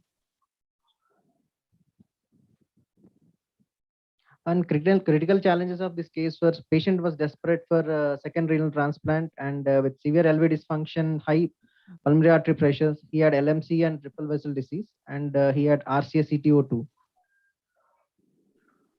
So he has high syntax score and intermediate Euro score 2.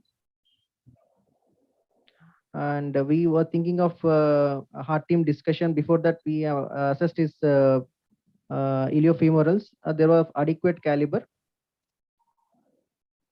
Heart team and transplant team discussion was done, and we discussed these two options: PCI followed by transplant after 3 to 6 months with single antiplatelet, CABG followed by transplant after 1 to 3 months. And patient was reluctant to get a CABG done and was a high surgical risk, so we went for a PCI followed by the PCI option. And what are the PCI challenges we have? He had severe LV dysfunction and with severe PAH and LMCA, and we have to address his RCA CTO2, and he has diffuse triple vessel disease. This is a protected PCI algorithm. You can see on here, there are the 3 categories of assessment, that is hemodynamic parameters, his presentation and procedure. And on the right side, you can see if he requires, he scores 4 or more than 4, he requires strong, you should consider mechanical circulatory support strongly. So this patient, we had high syntax score, we have to revascularize more than 2 territories, and he had RCA CTO. And also he has high LVDP, more than 20. So he's a strong candidate to consider mechanical circulatory support. So on this date, we have taken him for protected PCI. Before PCI, we have done a CAT study. It was showing PCWB of 33/21, pulmonary artery pressures 55/25, and RV systolic of 52/9. And we took the right femoral axis, as we have to preserve left internal iliac for the next renal transplant. Here we have pigtail guided puncture was taken with micro puncture set, and perclose devices at 10 and 2 o'clock was put, and we have inserted 14 French short sheath of impeller sheath. And we have entered the LV after wire positioning with the AL guide support and thermo wire, and the thermo wire was exchanged with O3F wire, followed by pigtail exchange.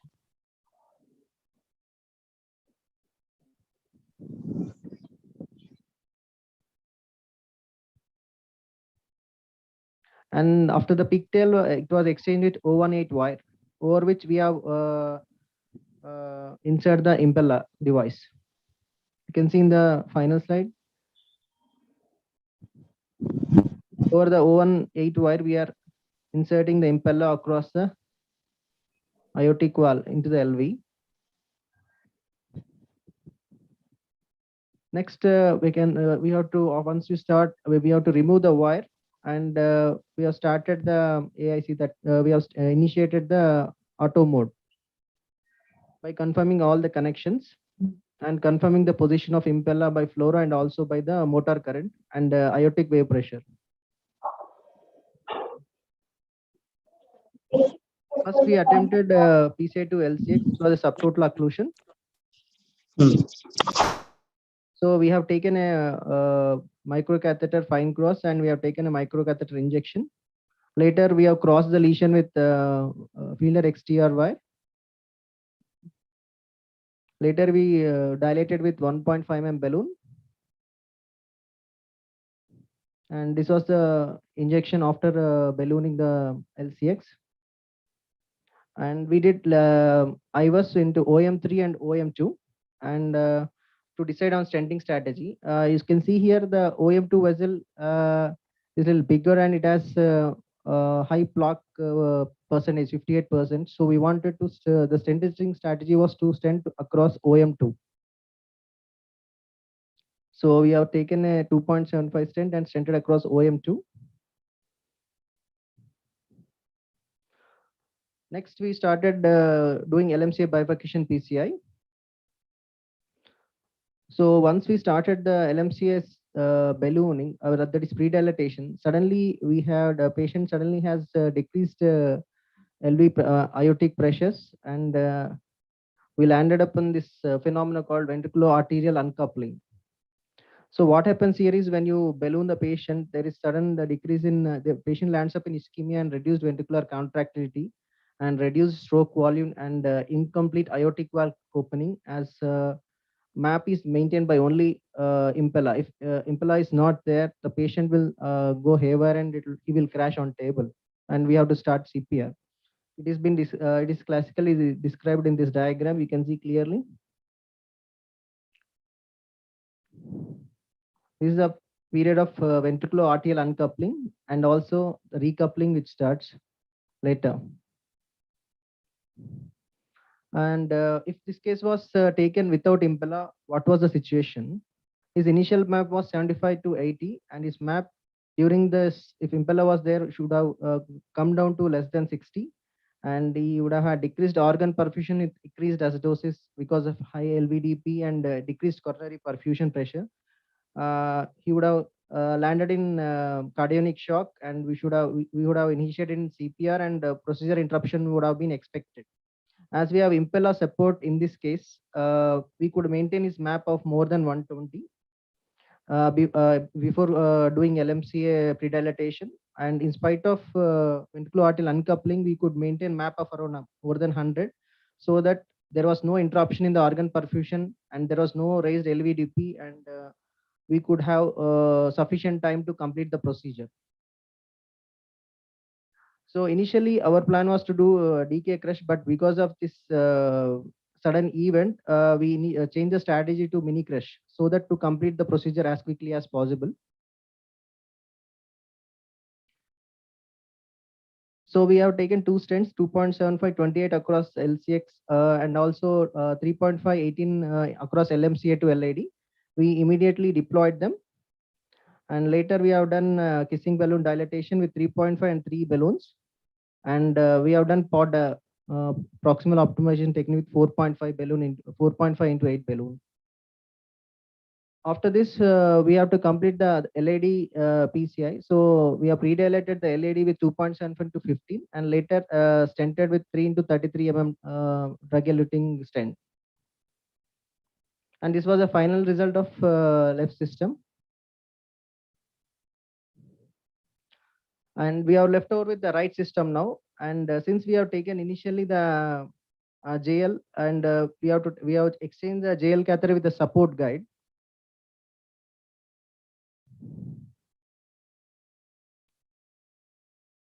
You can see here we are exchanging with EBU.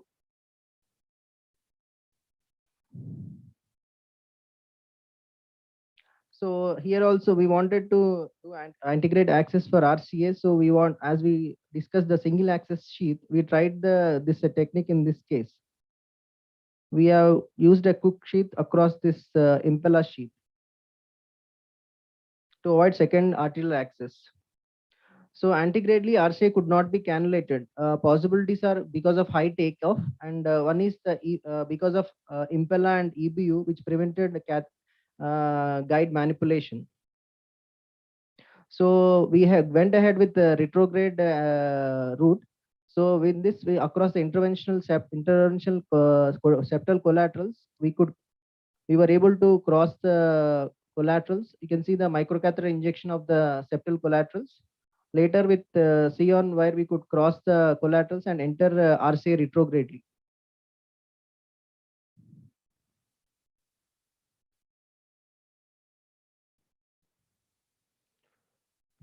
but we could not, because of poor antegrade access. Even we could cross the lesion and retrogradely, we were not able to take the wire across the lesion. So what are the options we are left with? Remove impeller to facilitate guide maneuverability to get antegrade access, or we have to snare the wire across the antegrade guide.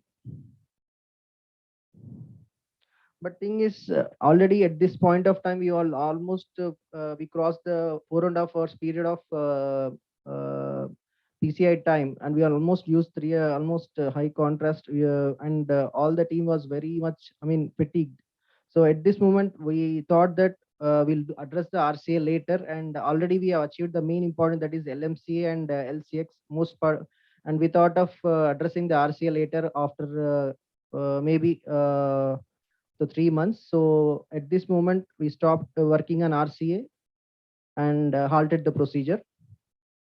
And we checked the LF system again, and again did the plot and came back. This was the initial angiogram before procedure, and you can see the final result of left system. And this was the final result with IVUS. You can see we had good minimal stent areas across LAD, LCX, ostium, and also across LM. And following the PCI, the next step would be impeller removal.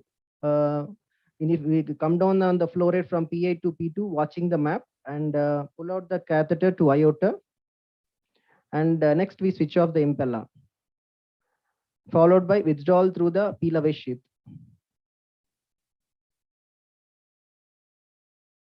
And later we have done a femoral and a DSA to check for any access site issues. And we completed the procedure well, and patient got discharged within 3 to 4 days. He was very stable. And later on follow-up, we could see his LV function has improved significantly after 3 months of the index procedure. So post PCI 3 months follow-up, his functional capacity improved, no further PND episodes or angina, and he was continued on DAPT for 3 months, and he was switched to single antiplatelet for renal transplant. And he underwent renal transplant successfully 3 months back, and uneventful peri-procedure and post-op period. And he was continued on Clexane and single antiplatelet for 5 days, and it discharged again restarted on dual antiplatelets. And we are planning to complete the RCA angioplasty after 3 months, and we are awaiting his approval. And the take-home message would be: patient with poor LV function and CAD with challenging anatomy needs revascularization, but not offered in lot of centers, and due to high risk nature of the procedure. Protected PCI with impeller can be offered to all such patients for stable intraprocedural hemodynamics, allowing uninterrupted procedure flow. Protected PCI in such patients, impeller is superior to other MCS, that is VA Ecmo, as it unloads LV, decreases LVEDP, and improves coronary perfusion. And good interdepartment planning and coordination contributes to procedure success, as we did with nephrology, good urology team, and critical care team. And patient is doing very well. Thank you. Thank you, Dr. Damodar. So this patient actually is from UAE. So he went around, when his problem is he don't want to come to hospital for dialysis every alternate day. He don't want to come to hospital. So he want to get rid of dialysis. That's his key goal. So I think that is one of the reason I kept he's desperate to get rid of dialysis. And he went around all transplant centers in India, but nowhere, no one want to touch him. So neither cardiologist want to touch him or cardiac surgeon want to touch him. And obviously, urologist and nephrologist, they didn't want to touch him. So such patient with LMCA bifurcation disease, diffuse vessel disease, and RCA total occlusion. So can we do such case, without any hemodynamic support? So what do you feel, So I think this is this is the group of patients that we classify as surgical turndowns, right? So surgical turndowns we know have dramatically worse outcomes than patients who are actually accepted for surgery.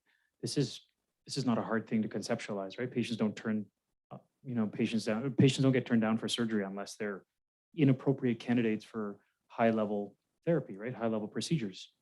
When you suss out, out of a group out of Brigham and Women's where this was studied, when you suss out why people are turned down, only half of them are turned down because they have bad targets. The rest of them are all advanced age, severe comorbidity, et cetera, right? That's a lot of patients. And they have a 6-fold higher in-hospital mortality than patients who are actually accepted for surgery. So this represents a really high-risk group that heretofore wasn't getting done, right? That's the key, right? Is they just weren't getting the therapy that they needed. Now we're starting to break into this group of patients who need therapy. And the reason we're able to do that is because we have more advanced equipment at our disposal, right? And amongst that equipment, or amongst the components of that toolbox is hemodynamic support devices. I think this is the typical type of case that I would do where I would put a pump in, because I would expect him not just to need the support pump from a potential complication perspective, but because every one of these things is going to be IVUS guided. If there's a bunch of calcium, I'm going to rotablate everything or orbital everything. And if I end up doing a retrograde CTO at the same time, chances are this is the type of patient who's going to come out of the procedure with a stunned myocardium who needs the pump for a day or two, right? So I think this was a lovely case, and it's a perfect demonstration of adequate patient selection. In this case, we had this uncoupling almost for 5 to 10 minutes. So it was, blood pressure was just like a flat line, and we switched this impeller to boost mode, right? But his mean pressure maintained, I think, more than 70. His mean pressure maintained, yeah. This was an Impeller CP that you used, right? So generally speaking, I mean, and it's a little bit variable on the patient's size, but you'll maintain a MAP of about 55. And that's adequate to supply the end organs for a brief period while you're managing, a procedural aspect, right? I have to say, it's unusual to have someone who's VA decoupled for 10 straight minutes. That's weird, right? That's a very, very long time, but they will certainly VA decouple for several seconds at a time each time you do something. And what you notice is that when they regress to mean on their pressure and they end up getting, effectively asystolic underneath, that happens for longer and longer periods, the further and further you go into the procedure. And that's a reflection of myocardial stunning, right?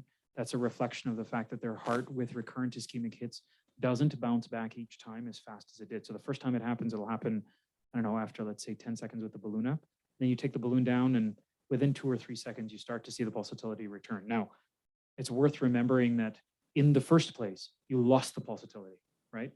So you've already justified what you've done, right? That patient's heart stopped, right? But they had a conversation with you while their heart wasn't working, which is always an interesting experience to have the first time it happens to you, right? But then every subsequent time you do something, the stunning gets worse and worse and worse. So this is sort of your classical example of the type of patient that benefits from the use of these support devices. Though looking at the procedure, I was looking for the presence of a right heart cath, right? And I was looking for what the decision maker was on weaning. I mean, we maintained MAP and we maintained a mean arterial pressure at the end of the case, but do we really know that that person's cardiac output has not been substantially decremented over the course of the case, right? We all know that blood pressure hides all kinds of evil because it's such a composite measure of vascular resistance and cardiac output and heart rate and all these kinds of things. So the progression of that practice now will be to monitor the cardiac output and then decide whether or not they may benefit from a couple of days of extra support. And as I'm sure you will find as you do more and more of these, that you actually get these patients who get mixed modal shocks where they're stunned and cardiogenic, and then they get vasodilated for a period of time after the procedure, right? And so while you're in your ICU, you rest very heavily on the hemodynamics to manage them. I think that's something which we have to embrace. I think we'll embrace after this session. So any questions from doctors online? we had an option for right coronary. I can do a retrograde knuckle and pull it in the bring it into aorta and snare it and come out and then do. But see, I didn't want to do that because once I go subintimal, this what happens to healing, because this patient want to undergo transplant at any cost. He's in 3 months he want to go for transplant. So if I put a stent, almost like more than 40, 50 millimeters in subintima, how it is going to heal when I push it onto single antiplatelet, what is going to happen? That's the reason there is some evidence to guide us in this regard, right? Where we see that very long term, there is a suggestion that there may be a slightly higher ISR rate, but that long segments of subintimal stenting don't affect outcome, right? And you're safe to do that. There was a paper that we published at Columbia now 4 or 5 years ago, where we looked at the follow-up of about 300 odd CTOs. At the time we looked at antegrade wire escalation and found that about a quarter of the time when we thought that we were actually true to true, we were true, false, true. And then the follow-up of that, the longer-term IVUS outcome showed that when you had large segments of subintimal stenting, they did just fine. There was no difference between the two groups. So I think you could probably have stented that. However, your point of, are you comfortable with 3 months of dual antiplatelet therapy and 70 millimeters of stent? That makes me a little bit, that gives me pause. In this case, if you're comfortable moving to a single antiplatelet agent with a left main stent, I would argue that you'd probably be comfortable with an RCA stent too, right? That comes down to how well the stent is put in, good stent expansion, and then what stent you're using. If you're using one of the drug-eluting stents that has good evidence now behind it for single, sort of 1 month of dual antiplatelet therapy, or shorter dual antiplatelet therapy, given that this would be a sort of pre-surgical, quote, high bleeding risk type of patient. What were the stents that you used? Zions Expedition? You have to give an extra dose of heparin or anything for this device? So you're so the sheath, this is actually an important point. The sheath is a 14 French peel away. So when you remove the dilator out of that large sheath before your implant, that's a significant dead space, which is why the recommendation is that you need an ACT of over 260 before you remove the dilator. My process, as you do these things more often, you get fairly facile with it, is the moment I have access, I heparinize, because it's going to take me time to put a stiff wire in, dilate up the arteriotomy, put the bigger sheath in. During that time, the heparin's working, so that when I'm ready to pull the dilator, I can get an ACT right out of the middle of the dilator, send it, put the wire back in, and then when they say, yep, you're over 260, I pull the dilator out, flush it, and you go. Now, sometimes if you've got a terrible shock patient, everybody from Abiomed, you can plug your ears now because this is off-label. But if you've got a really terrible shock patient, you just need to get going, right? Take 10,000 of heparin, put it right through the 14 French peel away and go, right? Because you have to do what the patient needs, right? There's no time to wait. Once you've removed the peel away and you're running the pump, you're sort of 160 to 180 is your target ACT. But in patients who have bad shock, as I'm sure you will have noticed, they get this inflammatory coagulopathy, right? Where on no heparin, their ACTs are like 500, 700, 1200. So in those situations, actually, you're not only are you stopping your heparin drip, but sometimes you have to cut the concentration of heparin in the purge solution to be able to reduce the amount of bleeding, because though there is very little systemic absorption of that heparin, there is some, right? And that's why you have to have a center that actually has the knowledge and capability to appropriately manage these types of complex patients as teams. This is why shock teams make things better, right? Where we have our surgeons to help us if there's vascular access issues. You have critical care to help us if there's issues with distal end organ perfusion and the actual patient management. Anesthesia is there to manage the procedure itself. And then of course the ICs work in combination to help out with the pump. So I think we'll move on to next case. If there are no questions here, shall I present or?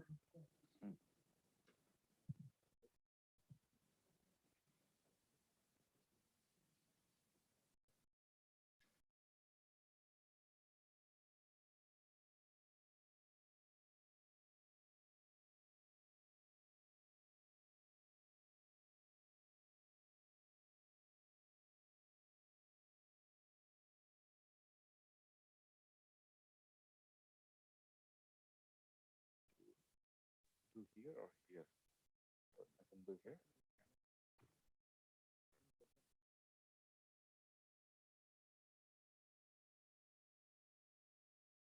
Good,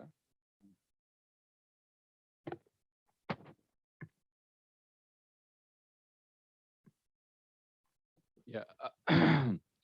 Now I'll take you through another case of protected PCI, so which we have done in couple of days back. This patient is a 72-year-old gentleman, type 2 diabetic, on insulin for 25 years, and with a hypertension more than 25 years, with a severe obstructive lung disease and obstructive sleep apnea and home BiPAP, with a BMI of more than 32 kg, and he had his post-COVID illness.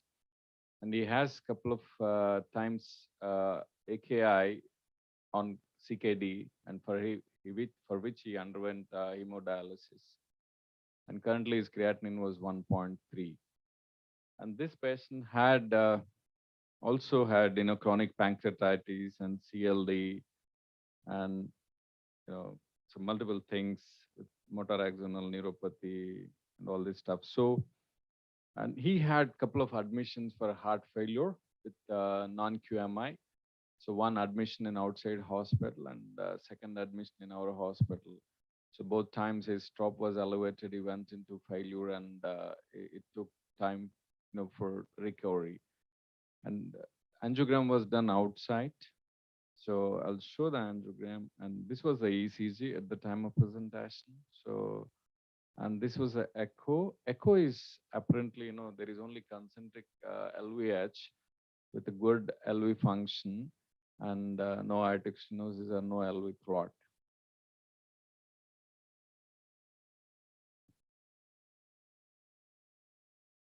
So this is the anatomy. You can see there is a severely calcified LM and left-hand descending artery, and there is a total occlusion of 1 OM, and L6 is significantly calcified and diffusely diseased.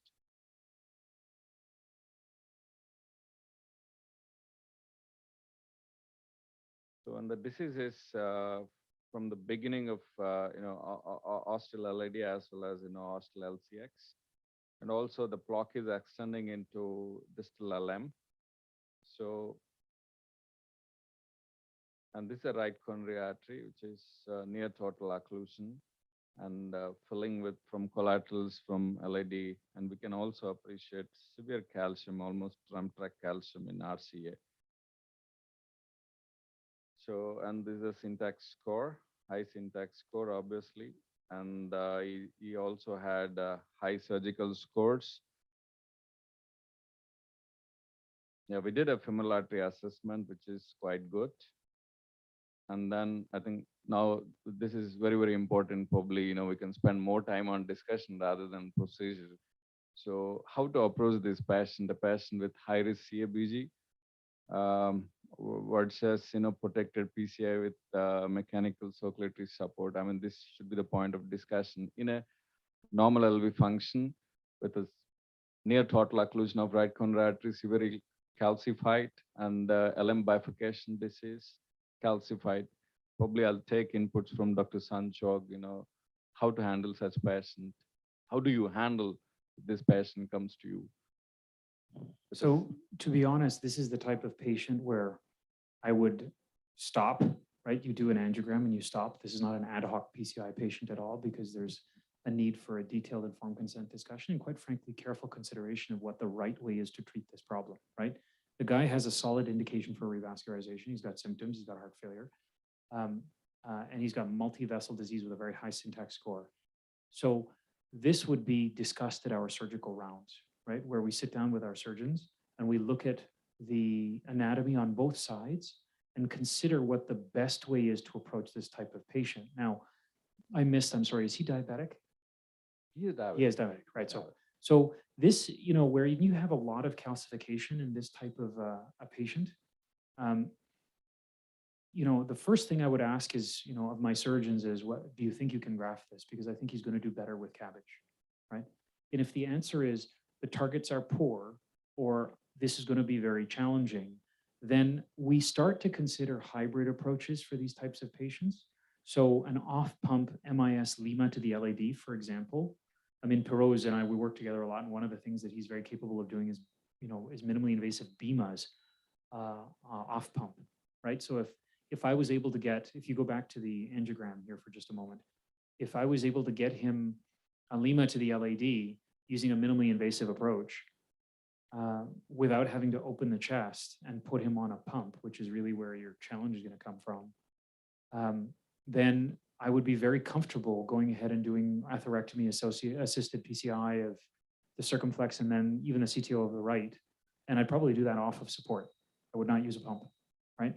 If I turned around and said, the likelihood is I'm not going to be able to get a bypass to the LAD. And in fairness, if you look at the LAD, it's diffusely diseased, but there is a pretty good graft zone there, just above that diagonal branch towards the distal vessel. If for whatever reason they feel, listen, we cannot graft this, there's no way I can get this done, or if the patient steadfastly declines surgery, then it becomes a more challenging discussion, right? And this is one of those one of those procedures where the way I would probably approach it is not to say this is the right way, this is my way, is to get a secondary venous access, put the pulmonary artery pressures on, understand whether or not the patient is hemodynamically completely compensated. If they're not, take them off the table and recompensate them. If they are, then actively monitor the PA pressures with a secondary access in place. So if while monitoring those PA pressures, I see that in my initial manipulations of the vessel, it's very clear the pulmonary pressures are going up very quickly, then I just implant a pump, right? Because I know that this patient is not going to tolerate much ischemia. If it's very clear that that patient's PA pressures are staying totally stable, then I use the hemodynamics throughout the case to be able to monitor those PA pressures and ensure that they're not getting, overly ischemic as I treat the arteries. And I go about doing the same revascularization I'm sure you did. Yeah. So we have not done pulmonary artery catheterization, but I assume most likely his PA pressure must have been significantly high because this patient had a bad COPD. So even our anesthetist was not ready to do anything, even to intubation. That's one of the. So the intubate or not intubate is an important question, and may have bearing on what kind of risk you're willing to tolerate during your PCI, because if you've got then flash pulmonary edema, you have a big problem, right? That bears mention. But the reason the pulmonary pressures you're looking at carefully are not so much because of the COPD, right? It's because that's the earliest sign of LV stiffness from ischemia, right? Your pulmonary pressures go up because your left atrial pressures go up very quickly. That's really what you're looking at. So whatever it is, even if it's elevated, you want a baseline, right? And the nature of that baseline is going to tell you whether or not it's primarily a lung issue or it's a left-sided pressures driving your pulmonary pressure elevations. You'll get your wedge pressure as part of your right heart cath. Yeah. So being an intensive care specialist for a long time, we stopped using pulmonary artery catheters because a lot of information that you can get from PA catheters, you can also get it from other devices, echo, or of your transpulmonary thermodilution, your pulse contour analysis. So do you still insist on a? Good question, and the answer is absolutely. You're not going to be able to do recurrent echoes and do complex stroke volume measurements with LVOT VTIs and these kinds of things in a patient that's in the cath lab undergoing a complex procedure is not practical, right? If you're in the intensive care unit and all you're doing is a quick and dirty, you want to get an idea of what the patient's right atrial filling pressures are, sure, use the IVC. If you want to spend the time to get LVOT VTI and you can get a perfect picture with a perfect pulse wave Doppler in every patient, sure, go ahead and do that too. But you and I both know that's not actually true, right? Especially in a COPD patient who's got a bunch of smoking in the back and hyperinflation of the lungs, it's going to give you bad pictures, right? I don't understand. I mean, the resistance to this comes from the ESCAPE trial, right? Which is a very old trial, but it's a perfect example of what happens when we apply data in a group of patients that is disparate, right? Our understanding of that group of patients was that all shock is the same, but that was 30 years ago, for goodness sake, right? Now we know that's not the case. If you look even at a more modern study, the shock trial, where we actually recruited patients in cardiogenic shock and assumed that all of these patients had LV shock, we now suss those patients out on their hemodynamics and plot them based on where they actually were, and the vast majority were not LV shock, they were bi-V shock, with only a component that had isolated LV, some component that had isolated RV, and believe it or not, some hypovolemic shock. right? So this is the case that justifies real hemodynamic assessment. It's a low risk enterprise. It's a very low risk part of the procedure. It's not a separate procedure. It's part of the hemodynamic monitoring that's required to use this device. It's the kind of thing that can be executed very quickly and very easily. All you have to do is know what to do with the numbers, which is the other reason why the ESCAPE trial showed what it did.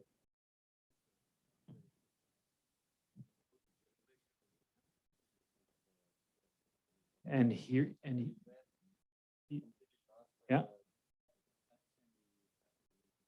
it's easy. Just learn it.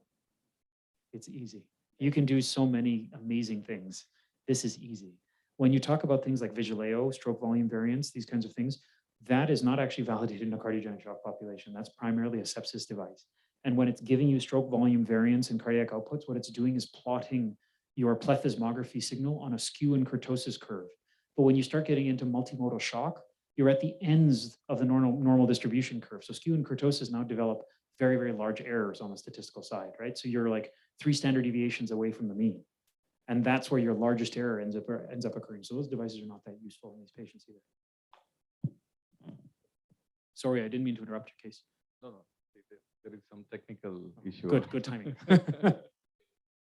Yeah, so I mean, there's a lot of resistance to PA catheter monitoring because of old data in a population that wasn't cardiogenic shock patients, exclusively, and was monitored by people who didn't know the numbers every day, right? Like they just didn't do this every day. So we just made the point that if you're going to do complex and high risk PCI in these types of patients, then you want a team of expert cardiac surgeons and expert intensivists and expert anesthesiologists and expert PCI docs working together to be able to provide good care, right? So if we acknowledge then that these complex patients need really good care from multiple subspecialties, it makes no sense for us to then take hard data from a trial that looks at patients that are not our patients, interpreted by people that don't do things the same way we do, and say, well, we shouldn't do it.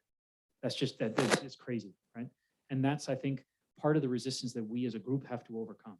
This is not 1987 anymore, right? These are patients that would never have come to the cath lab in 1987. They would have died, right? So if we're going to do new things, we've got to do things better ways. Clearly, if cardiogenic shock has a 52% mortality in 2018, something that we're doing is not working, because it's the same mortality that had in 1999 and the same in 1989, right? We haven't moved that needle, so we've got to do things differently now. And this is an example of how we can.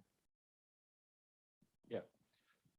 So obviously this is a high-risk surgical patient and with a severe COPD and difficult intubation and had CKD and poor targets, mainly RCA as well as LCX. And partly there is a diffuse disease even in LAD. So we thought of going ahead with PCI. But the challenge during PCI is this patient has heavily calcified vessels and their RCA is calcified and near total occlusion. So definitely he needs rod ablation and probably even lithotripsy.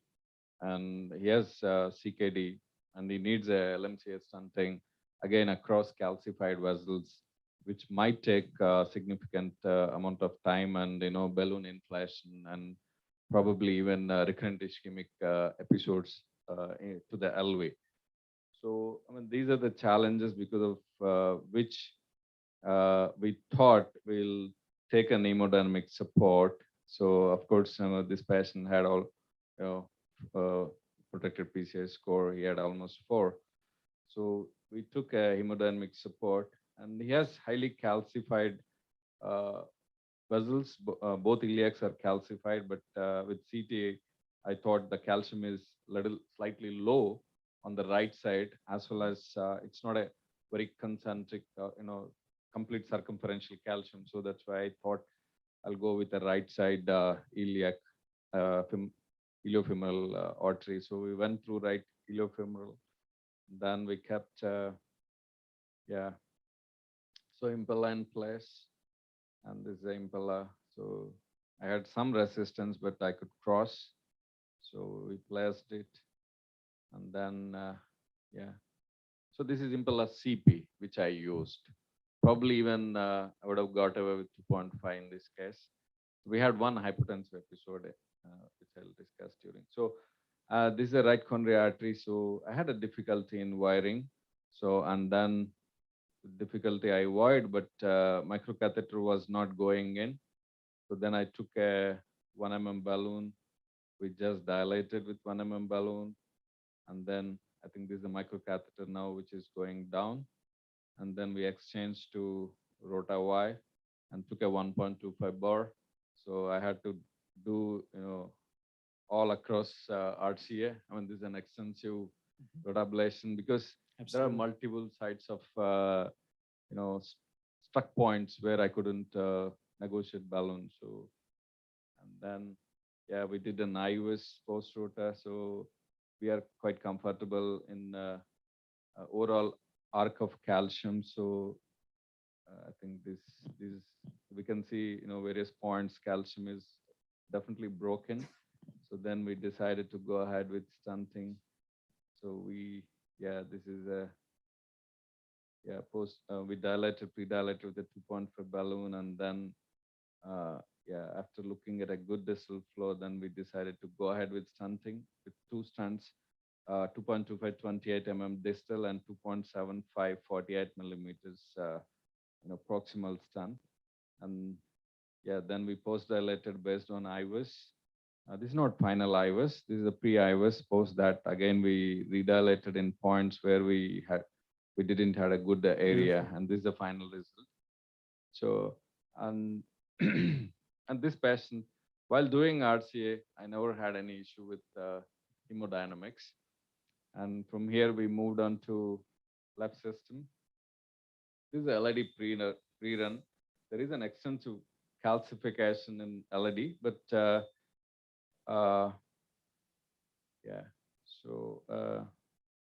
right. So I initially thought of doing a 2.5 NC balloon dilatation just to see how it is behaving. There were definitely points of balloon dog boning. So then, see, I wanted to go ahead with rota for this also, but this patient already, we lost her nearly 2.5 to 3 hours. Patient was not cooperating, and we were not comfortable in intubating patients. So I thought, okay, I'll have to quickly move on to procedure. So then we decided to go ahead with IVL. So I took an IVL 2.5. So we did IVL throughout LAD, and then this is a post IVL. So we had a nice openings in the calcium, so in all the sides, and then we did something to LAD with 2.75, I think 33, and then we planned on LM bifurcation. So OM was total occlusion. I opened OM, but because it is diffuse disease, I didn't want to stunt into OM. So I stunted into distal LCX from distal LM. And this is with a WML catheter, I'm crossing into LCX. And then this is the stunt into LCX, 2.75, 28 millimeter, followed by crush, and followed by again first kissing with the 2.75 and 3.5 balloons, and then LM2 LAD stunt. So when we are doing these kissings, that's when actually is map. I mean, we had an hypotensive episode for, I think, a couple of minutes. So his pressure was low, and our Abiomed guy was saying, shall I go to boost? No need, we'll complete. Because first case, actually, we went on to boost mode, but here we didn't. We continued doing procedure. It lasted for 2 to 3 minutes. And that is the typical time. I lost 2 LMCAs in last 10 years of my career. Both are normal LV function. That's a typical time when things go, wrong, and it's like a negative spiral, and patient will get arrested, will start CPR, and then procedure is halted. Everything goes haywire. From that point, the procedure predictability goes down, and entire planning is gone to toss. So we stunted with I think 3.5 millimeters stunt, and subsequently recrossed, opened, start, and did a second kissing, and this is the final result which we have got. So we got a good result, and then we did IVUS. These are the areas. So LCX ostium was 5.6 to 5.9 mm square. LAD ostium is around 7 to 8 mm square, nearly 9 mm square.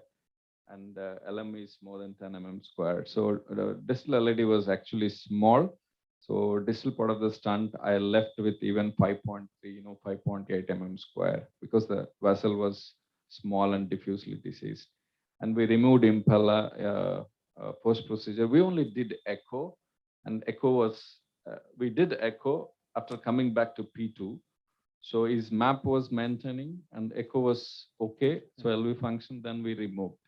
Yes, I mean, cath is most important pre and post cath, which I think we have to do. Yeah. But I think that's a reasonable approach, right?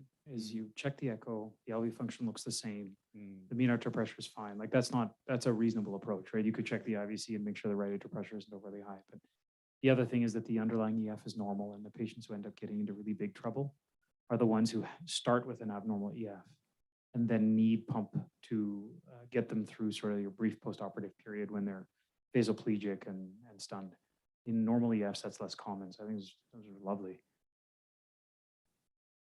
And I think we discharged patient the next day. So, and today actually came with a little SOB. So because of the fluid overloads, we gave a lot of fluid to prevent contrast-induced nephropathy. So, and he came with a little fluid overload, and no, we are just removing. I mean, we gave diuresis, and his symptoms settled down. Yeah, that's great.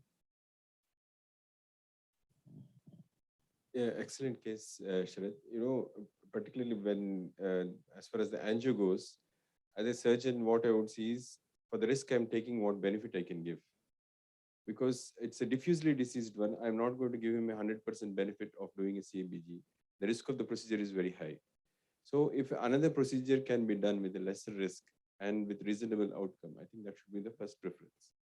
For that reason, obviously you have selected, and I think it was the right thing to do, use the Impeller and take it out immediately, because here the use for Impeller was not because he had a poor LV or something. It was just to support during the procedure.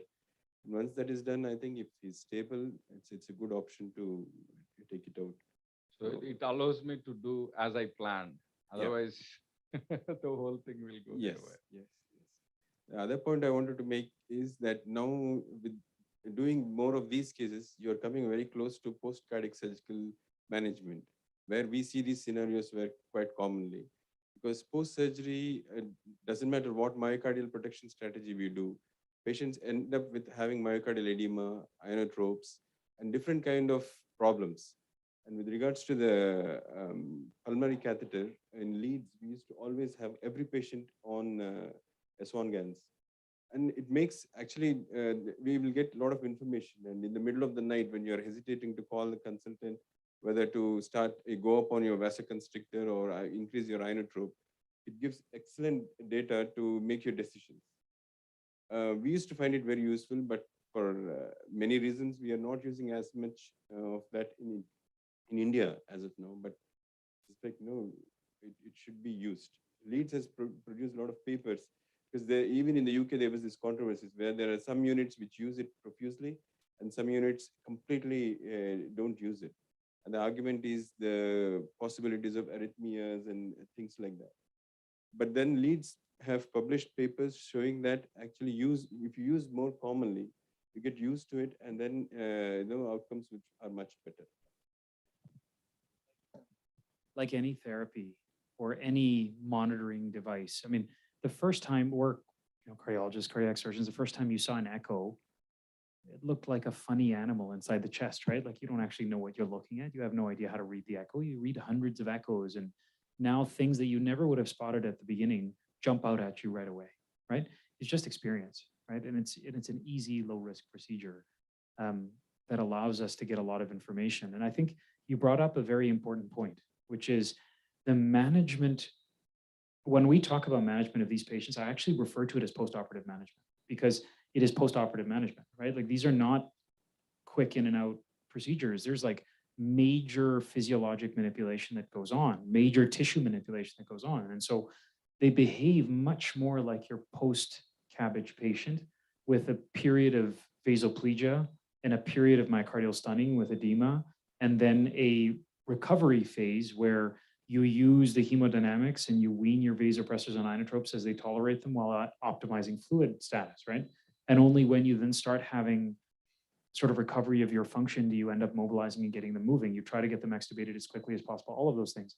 The important difference between the typical surgical population and this one, and I think this bears specific mention because it's one of the main reasons they don't go to the OR in the first place, is that you're starting with a very poor heart. This is not a post-operative, purely inflamed population where you're going in with a normal EF, you're bypassed and you come out on inotropes with a hyperdynamic ventricle.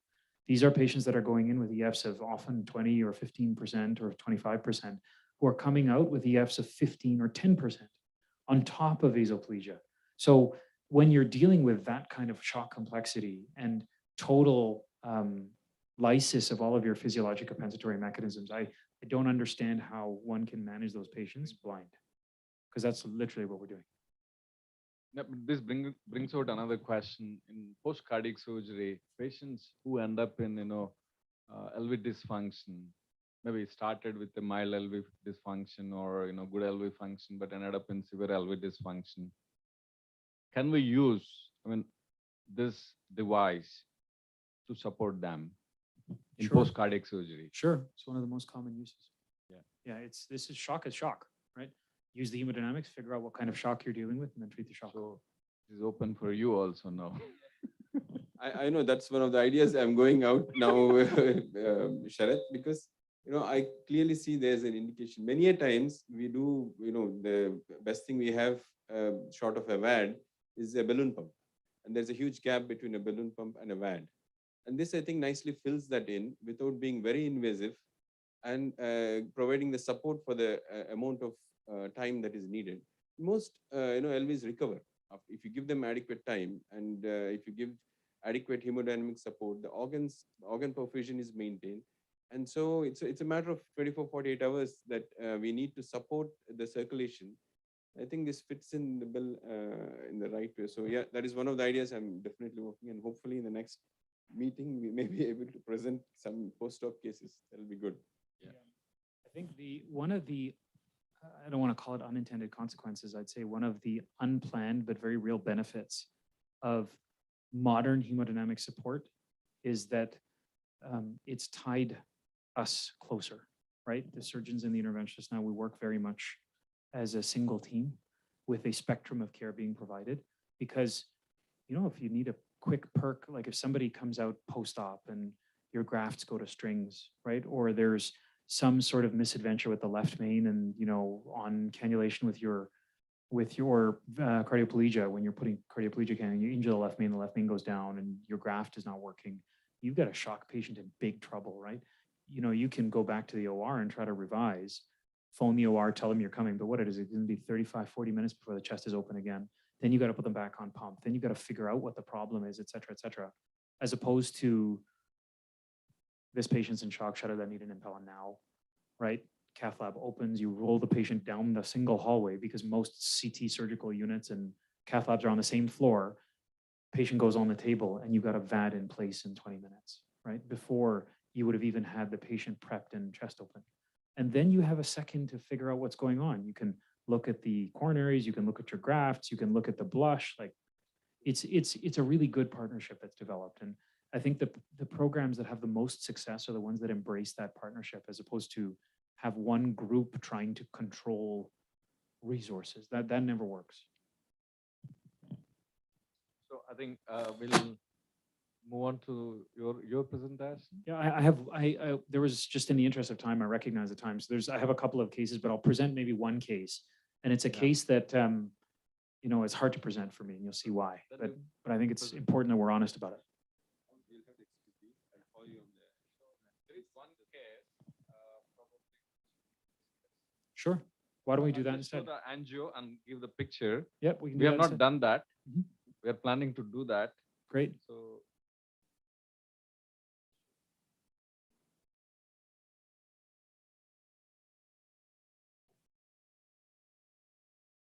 This patient is a 74-year-old gentleman. So he had a residual flaccid paralysis of his both lower limb due to poliomyelitis from childhood. He has residual poliomyelitis and he is wheelchair bound. And he has a huge kyphoscoliosis of spine. So very little, lung reserves.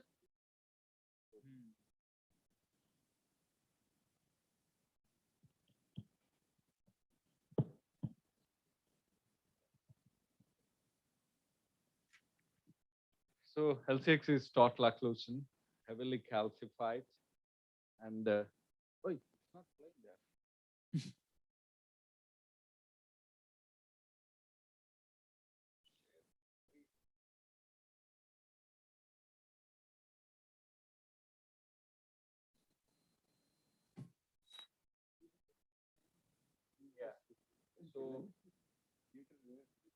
So LCX is taut occlusion and heavily calcified LMCA and proximal LCX and LAD.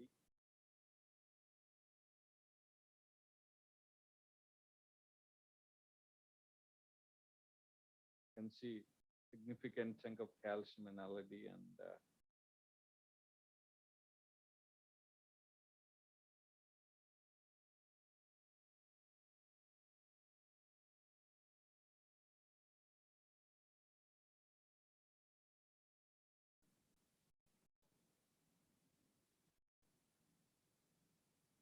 these are here. Feel there is a tight lesion, but PDA is good, and PDA is giving collateral to LCX. So we discussed both options in our heart team. So a surgeon is here. We discussed and yeah, we discussed, and the one possibility we thought is doing a minimal access single graft to the LAD, and do like you were suggesting a combined procedure. But then again, the challenge will be of his kyphoscoliosis and the lung reserve being this thing. So when we intubate him and all said and done, we'll be adding the surgical trauma. So although surgery happens to be the first option here, considering all the parameters, we thought if we can do a less risky procedure, maybe it might be a better one. And that's when I suggested that probably we should go for a protected PCA as a first option. Because the challenge is also for me, the conduits, if we are going for multiple bypass, because he's a polio afflicted person, he wouldn't. And he already had DVT. I Yeah, forgot. He had a DVT. So, and his both conduits were not there. And what we usually find in these guys, even the radials become calcific. So, they'll not be ideal conduits. So the one best thing I can do is do Lima to LAD as a minimal access. And we did do a chest CT scan. It was conducive because the right lung is a bigger one and the left one is a smaller one. Because when we are doing minimal access, we need to consider which, the left lung will be deflated. So if that happens to be the bigger lung, then he will not tolerate this thing. So we did consider all these things. But then finally I said, okay, he's a 74-year-old with a kyphoscoliosis and poor respiratory reserve. If we can do a less risky procedure and give him a better result, I think on balance, we decided to go for protected PCI. So that's how we thought of, basically PCI. So now the question comes whether to protect or not. Can I ask a couple of questions? What's the LVEF? EF is normal. What's the LVEDD?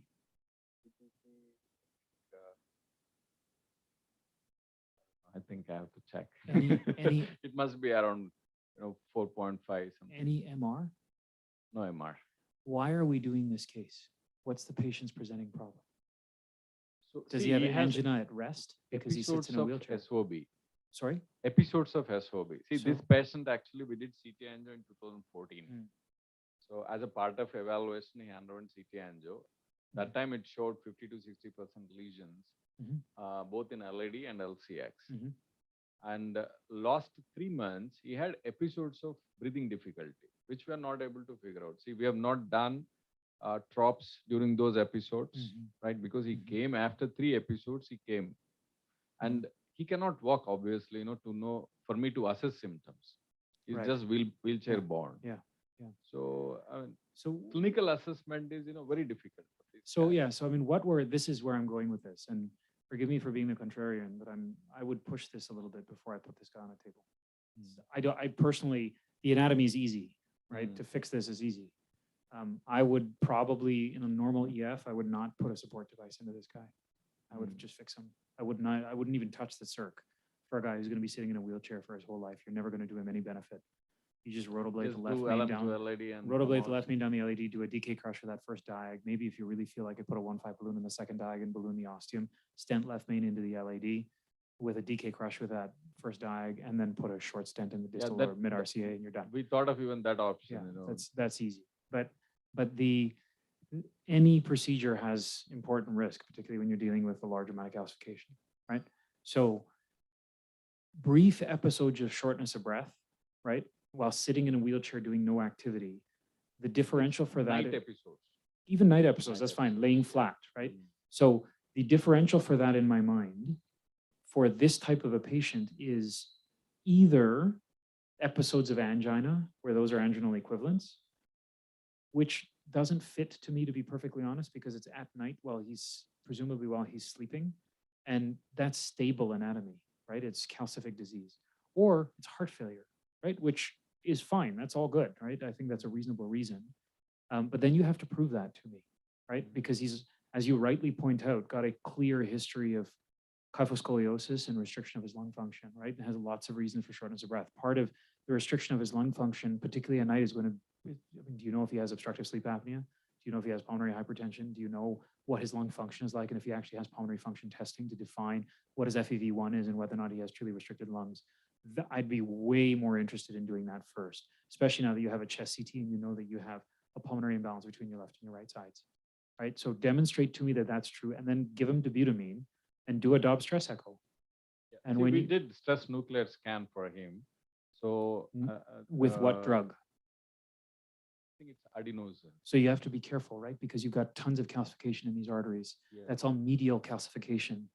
The medial calcification results in an inability for the media to actually respond to these types of substances, right? To straight vasodilatory substances. That's why you need a more functional test, which is why I would go with either a stress PET or a stress echo. Yeah. And if he's got Stress total normal augmentation with dobutamine at a high diagnostic heart rate, I'd go and figure out what the other problem is, because I don't think it's his heart. In stress nuclear scan, there is a inducible ischemia in LAD therapy. Okay, Yeah. so you now have a reasonable reason for revascularization. I would still nail down all of the other stuff on the lung side, if nothing else, because if something were to go wrong and you then needed our friend to bail you out, you have that important information, right? And if he's got a clear culprit on the pulmonary side, then it gives you pause, right? And it says maybe this is better treated another way. If you satisfy those check boxes and say, yep, we should do this case, is the right thing to do for the patient, then this is the type of person where I would throw pulmonary catheter up, make sure the pulmonary pressures are okay, monitor them through the case and do your case. Yeah. And another problem. And or, I mean, if you had to, you could put a balloon pump in, but I don't think it's going to do much benefit. If you want, you could put a secondary access in, right? And monitor your pulmonary pressures. And if it looks like they're behaving badly, or if you're getting a bunch of no reflow and there's trouble, don't wait until there's like clear trouble, start, spending a bunch of time on adenosine, nipride, these kinds of things. If you rotoblade and you get a bunch of no reflow and you see that the pulmonary pressures are going up, the patient says, I'm getting short of breath, pump in right away. And his both iliofemorals were very small because he had a That's a concern. 4 to 5 millimeters.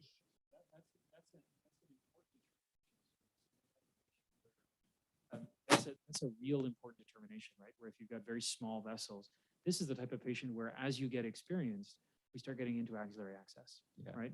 This is a perfect case for a perc ax. And if you're not comfortable with the perc ax approach, you get a surgical graft, right? And put it through a graft, no problem. In fact, in the discussion, I think we planned only axillary. I mean, if we have to go with protected PCI, we decided to go ahead with axillary access. Yeah, I think that's a reasonable thing to do. You'd probably bevel your graft, keep it short, and then use your your short peel away segment and you put whatever pump you wanted to put in. This guy does not need a 5.0 at all, right? You could probably, if you were going to use support, which as I said, truthfully, I would probably just do hemodynamics and monitor them. And then if you had any concern, I would just put a ZP in. Then we'll Yeah, go yeah, I to think- move on to the next presentation, or if you have any questions on axillary graft, you can. No, the only concern here is it's because it's a tight LAD and the circ is occluded. It's like treating a tight left mainstem stenosis, isn't it? And that too, 90, 99, 95%. That was the concern, just to leave it and only consider, I take your point that we should be looking at all other possibilities for the shortness of breath. But having reached this point and found out that this is the problem, and also on the angiogram, although the echo says the EF is good, if you see the circ territory, it wouldn't move very well. So, Okay, so that's an important consideration, right? Is if you've got an infarcted out wall, that's no longer the same patient as a normal EF patient without remodeling, right? And then you have a reasonable indication for revascularization for prognosis because it's prognostically significant disease, right? And then, to be honest, then if you start putting contrast in these kinds of things, I bet you that your EF is not actually normal, right? It's not actually normal. And that changes the complexion of the case. Yeah, carry on.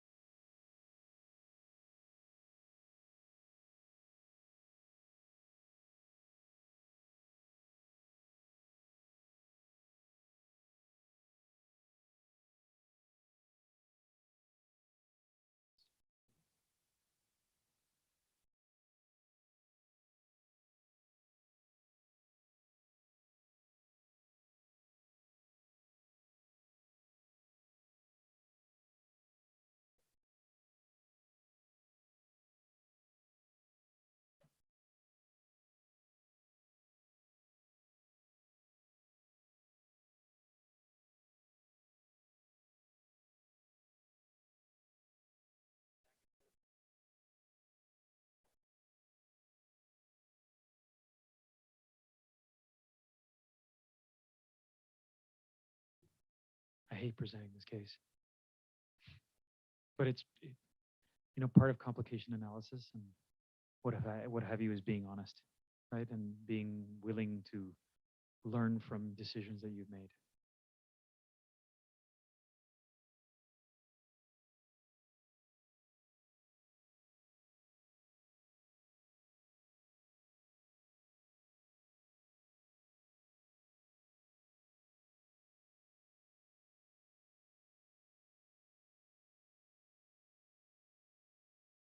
Oops.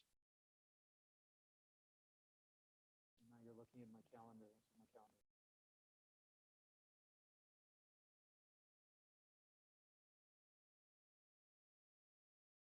Great. So in the interest of time, I'll keep this tight. This is a 62-year-old that was admitted with an acute coronary syndrome. So that's thing one to remember. It's an ACS. He's got a history of multiple MIs in the past. That's thing two to remember. So he's got an abnormal heart with a previous bypass, including an SVG to a ramus and an ischemic cardiomyopathy. And he's got a poor EF with moderate MR, right? So the etiology of the MR is probably a component ischemic and probably a component remodeling because his LV was kind of big. He had recurrent presentations to hospital with unstable angina, right? So this was happening over and over again, probably because he had closure of grafts and then high LV pressures driving up myocardial oxygen consumption with poor coronary territory supply, resulting in recurrent episodes of angina. He was already on ranolazine and carvedilol at baseline. He had viability in his walls, and in particular, viability confirmed in the apex, mid, and distal inferior walls. And he had an elevated creatinine. So here's his diagnostic cath. So this is your RCA. So you can see that it's open, and there's pretty good flow down the RCA. There was a vein graft to the right that had gone down a long time ago. You can see sort of the tenting of the vessel down here, which is typically where the vein graft will have gone down and what have you. And then you can see this, which is never good, right? You've got sort of retrograde collateralization or something. It looks like the LED. Then you've got this shot of the lima, and I realize that this is not a super great diagnostic shot, and that's just because we're using as little contrast as possible given his creatinine. Okay, but the lima is patent. There's good distal runoff to the LAD into a large diagonal. And then this is the left main shot. So you've got a critical lesion at the ostium of the LAD, but as we said, that's no big deal because there's good lima flow. You can see it sort of flashing in the LAD. You've got good flow down the circ, but you've got a big ramus branch, and that's probably the cause of his ACS, right? You had an SVG to the ramus that presumably had gone down, and you have this large ramus branch going all the way out here that has got very poor flow proximally. Remember, this guy has MR and he has viability in all of these walls, so it makes sense that this is causing him pain. There's the last angiogram. This is giving you an idea of what the LAD is like. Remember that very ostial LAD lesion. But once again, we're not concerned about it because he's got a good lima flow into the mid-LAD. There's retrograde lesion supplying up to this diagonal. So you have a 60-something-year-old guy with multivessel coronary disease, with an acute coronary syndrome, and a ramus branch that looks bad in the setting of an EF of 20% in MR. That's this case. He's got an ACS, so he's got a solid indication for a revasc. So given his EF was low, and this is the practice that I use in virtually all of my low EF cases. I always assess their hemodynamics before I do anything, right? Because you can always defer if there's no urgent indication. And his systemic heart rate was 100. His blood pressure was 95 on 70, so he had a MAP of 78. His RA pressure was 16. His PA pressure was 60 on 24, and his wedge pressure was 22. Right, so he's kind of wet. His PA sat was 51.9, so he had an output of 4 and an index of 2. Right? So do we support this guy? I ask you, would you put a pump in this guy? Would you take him off the table and then have a discussion with him and throw an Impeller in? Or a balloon pump or something? He's sitting there in front of you now. He's laying flat. He's fine. Why?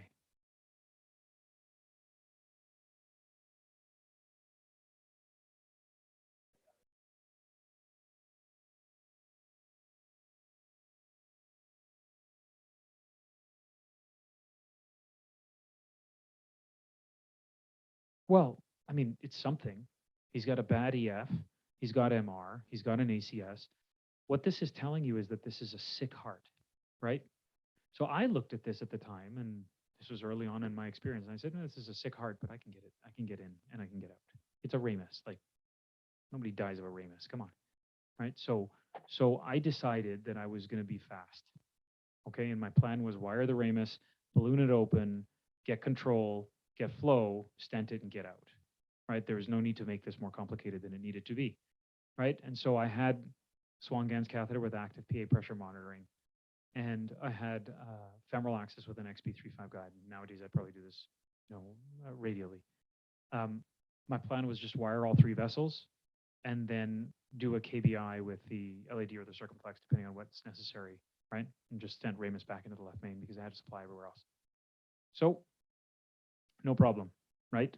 You threw the wire down the circ, I threw a wire down the ramus, and getting through the ramus was challenging, but I ended up getting through it with a pilot 50, right? It was a very tight lesion, and I had a microcatheter behind it just to help me have control. One of the things that I do a lot of the times in these types of cases is I'll switch out to a wiggle wire because it's just such a nice anchor and straightens everything out. So if you're stenting, it's much easier to deliver, and I didn't want to struggle.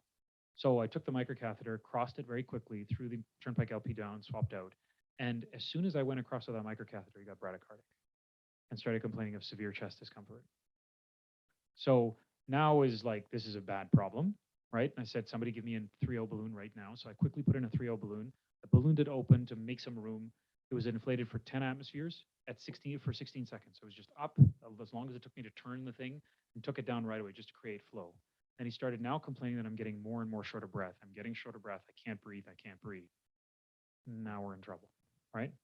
So now I quickly take a 2.5 compliant balloon across the ramus lesion. I open that up as fast as possible. So now the left main's cracked open. The ramus is cracked open. I inflate the 2.5 across the ramus lesion for 20 seconds, then another 8 seconds in the left main. So now it really should be open, right? There should be flow. I was in there for like just a few seconds.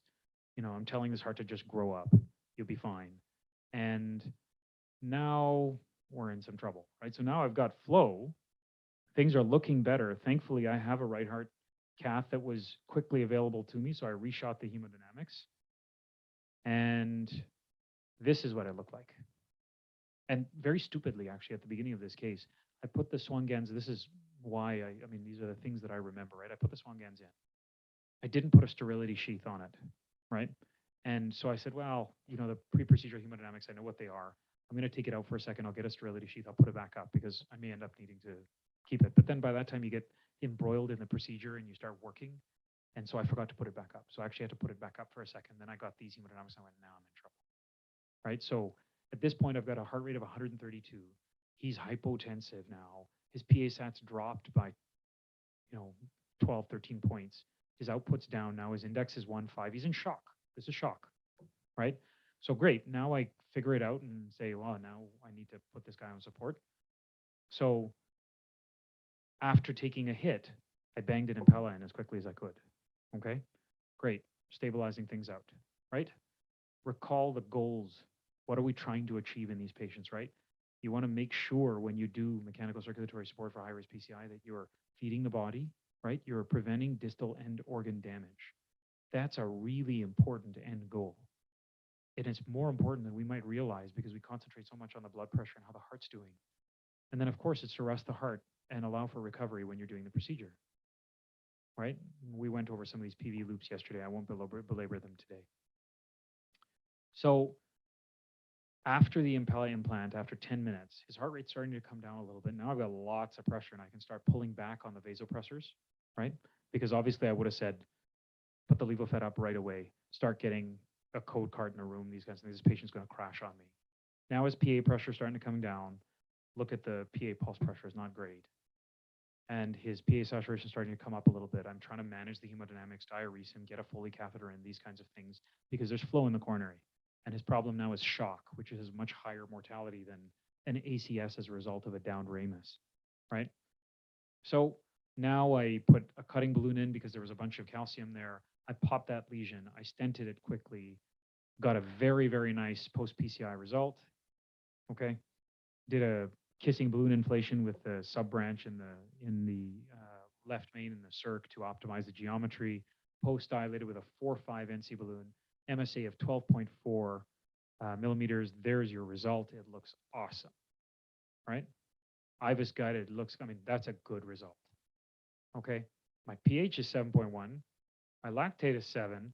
My urine's not great. Remember, this guy had a creatinine of 1.4, but my coronaries are open, right?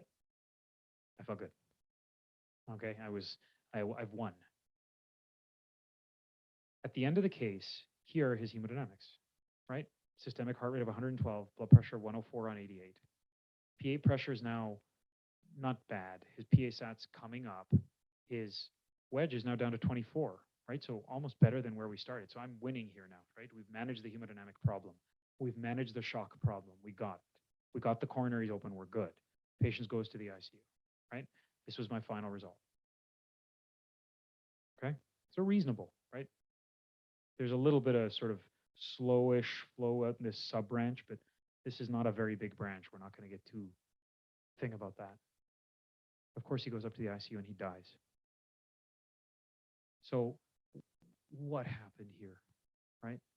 Nobody dies of ramus branch occlusions. Nobody dies because diags go down. This guy did. And it's because I failed to appreciate how many layers of problems he had, and not the fact that I couldn't just get in and get out and do a quick PCI, but that if I took one hit, there was no reserve to absorb anything. And what ended up happening in the CICU is he developed a vasodilatory shock because his gut became ischemic. His bowel took a hit. And with that period of shock, he developed ischemic gut, called general surgery. They said, there's no way we can operate on him. He was declined given his coagulopathy. And as a result, he had a cardiac arrest and died. So the lesson here is that when you've got a high-risk patient and you're checking all of the boxes, never rush into a procedure. There was no reason I couldn't have taken him off the table and optimized. He was an ACS, but he wasn't having active chest pain. So lesson one there is every single one of these patients with these multiple comorbidities is a high-risk patient. And don't ever do anything unless you're pushed, without taking the time to think about it and optimize your scenario. And then number two, if you're going to implant, or if there's a patient that needs a complex procedure, respect that patient's presentation. There was lots of telltales here, right? When he came in, his pulse pressure was narrow. His PA sat was down. He was hemodynamically decompensated. He had a poor EF. He had mitral regurgitation. He had a calcific lesion in a vessel that was going to encumber the left main when I was doing the work. It was all written all over the place, right? This was very clear. And what we know now out of the evidence coming out of some of the better registries that are out there are that when you put the device in pre-PCI, they clearly do better than when you put it in as a bailout. And so this is not necessarily the same as the patient that we just discussed because his EF was 20%. He had zero reserve, right? But it makes the point that when you have no reserve, you've really got to respect what that patient's bringing to the table, both literally and figuratively. And this is where your pre-PCI implants really make a difference. All right. This is a slide that Naveen Kapoor has created that I've modified a little bit, but it talks about the mechanical circulatory support equation, right? A way of conceptualizing what you're trying to achieve and how it is that we monitor or modify those things.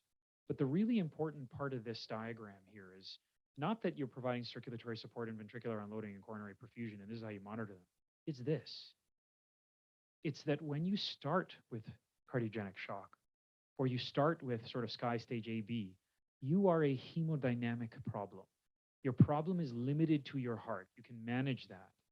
But it stands to reason that people with severe vascular disease, previous CABG, all these things, have vascular disease in other territories. And as a result, when you take a hit and you're not able to manage that problem quickly, you leave with a problem that's not just the heart anymore. It's the heart plus the liver plus the kidneys plus the gut. And what you end up with then is a much more difficult problem to solve, which is no longer a pure hemodynamic problem, but a hemometabolic inflammatory problem that needs all kinds of support and, quite frankly, comes with a higher mortality rate to begin with. So thanks very much for your time and attention.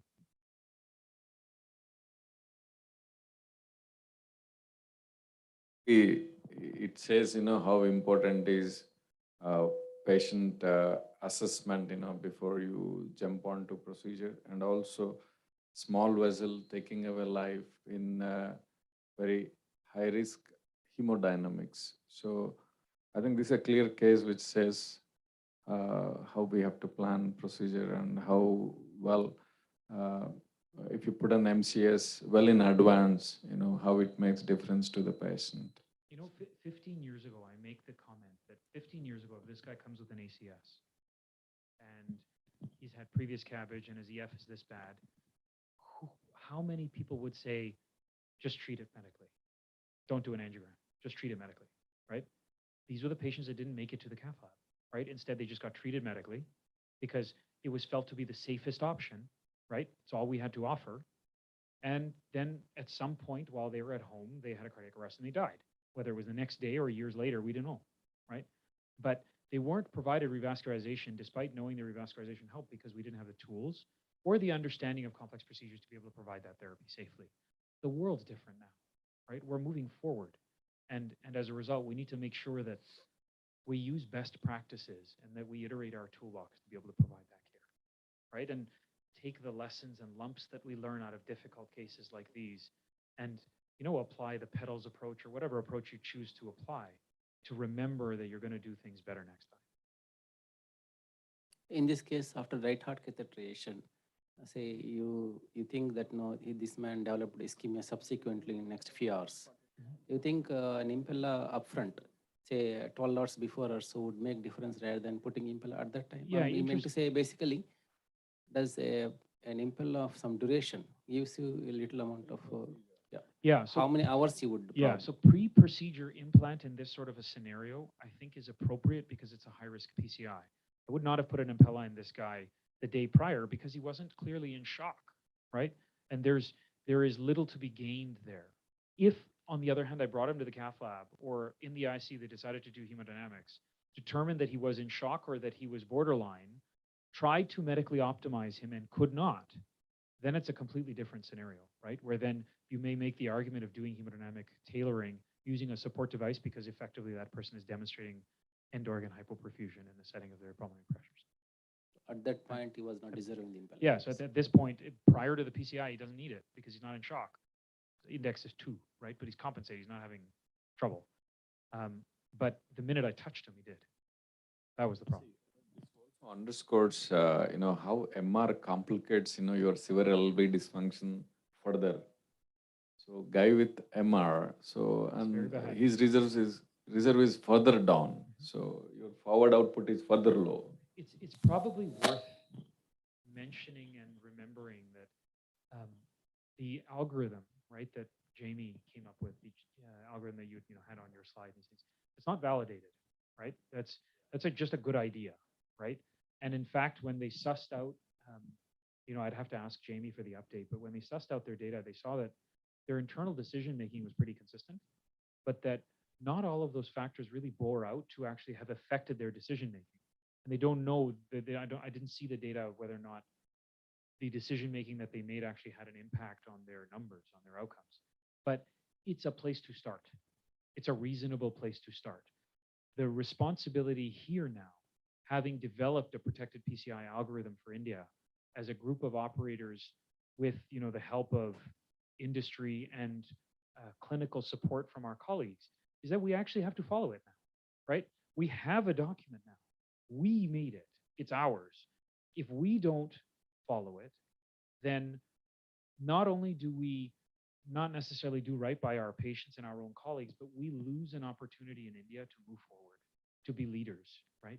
And to actually define a real evidence-based approach to device selection in these types of patients, right? It's a reasonable start. And we now need to honestly collect the data, analyze it, and make something of it. Listening to the various cases, there were some cases where they were clinically stable, right? But the numbers were not suggesting otherwise. For example, your My guy. Your guy. Now, traditional medicine has always been you don't treat numbers, right? Now, how much of importance would you give only to the numbers? That's when the patient, on the contrary, is doesn't have any major symptoms or sounds, looks very stable. So that's a good question, right? So this is one of those things of like treat the patient, not the numbers. Make sure that you're providing treatment within the context of what your patient needs, right? So in this situation, this is a patient who is a combination of acute decompensated ischemic cardiomyopathy within the setting of their ACS, because it's not a ramus branch that resulted in the F of 20%, right? Right. This is a long history of hits. So this is a patient that's developed some degree of compensation for their moment-to-moment life, but who has decompensated in the setting of an acute coronary syndrome, right? This was a non-STEMI. And so though they may be stable because they're on aspirin, heparin, and Plavix with no chest pain, they're not stable, right? That was a heart rate of 100. That's not stable. It's important to recognize that is treating the patient. They may not be saying, ow, but that's because symptoms are amongst the least reliable things that we can elicit from patients on a history. But if you've got a patient who's got a narrow pulse pressure, whose blood pressure is low, and who's tachycardic, that's still treating the patient. They may be numbers, but you're still treating the patient because you're getting objective data, right? If a patient walks into you and says, I feel fine, but has a creatinine of 3 that they didn't know about, right? How many times do we see young patients come in with high heart rates and hypotension who say, I feel relatively fine, and then 10 minutes later, they just die? Right? Are you going to say, I didn't treat the patient, I treated the numbers? No, it's because our treatment of the patient is actually integrating all of these inputs into the clinical assessment. And just because he says, yeah, I feel okay right now, doesn't mean he's going to feel okay in 15 minutes. And you have objective evidence to be able to push his management forward. And that's what you do, right? And the question in this situation is not just how do we push his management forward, but if we're about to do PCI on this guy that's going to encumber his left main in this hemodynamic state, are we doing something that is safe? Knowing that we are about to destabilize this razor-thin margin of stability that he has? And the answer is yes, right? Which is why you try to optimize the stabilization ahead of time.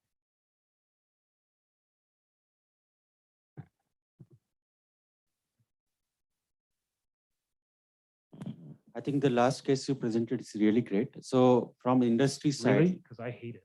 no, I mean, from learning point of view, it's great. I made that case, but it makes me uncomfortable every time I have to talk about it. Yes, I understand.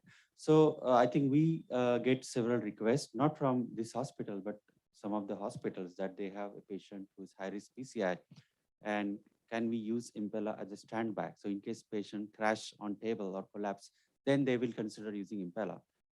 So I think it also illustrates that this may not be the right approach. And now we have data that the bailout PCI, your mortality is way higher, 10 times higher than if you use Impeller as a planned prophylactic pre-PCI approach. So I think Yeah, I think that's it's a wise point to make, right? Like you've got your three groups, right? Your group of normal or relatively mildly reduced EF, but with horrible anatomy, where if anything goes wrong, you're in big trouble. That's your prophylactic group. Then you've got the group of patients who have horrible anatomy and severe LV dysfunction, right?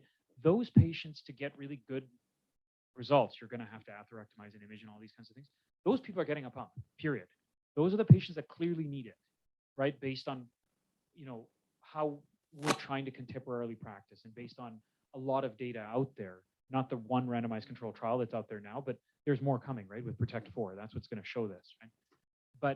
But those are different patients, and it's important to separate those groups as we plan. And so if you have a patient who's got poor EF and very bad anatomy, that's not the patient that's appropriate for a standby approach, right? That's a bad clinical decision, and you can say that I can, hit and run and get away with it, or use a balloon pump and get away with it. And you know what? 8 out of 10 times you're probably right, but you're not going to get an optimal result. And if that was your mother, brother, father, friend, how do you know that they're not the two that have an experience like the one my patient did, right? That is what we're trying to do. We're trying to make therapy safer. We're trying to make results better. And the upfront use of this device is clearly better than use as a bailout based on data as well as good sense. Absolutely. Problem, if you start installing these devices after you ended up in a trouble, that is going to change your procedure course also. You end up in, thrombosis, catheter thrombosis, stent thrombosis. So everything goes haywire. So There's no worse place to manage an airway than in the cath lab.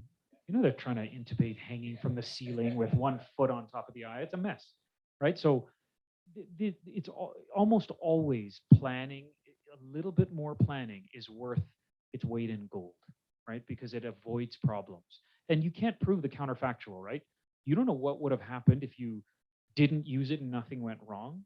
But you also, nobody has a crystal ball. This is the chronic problem in life, right? We can't see the future.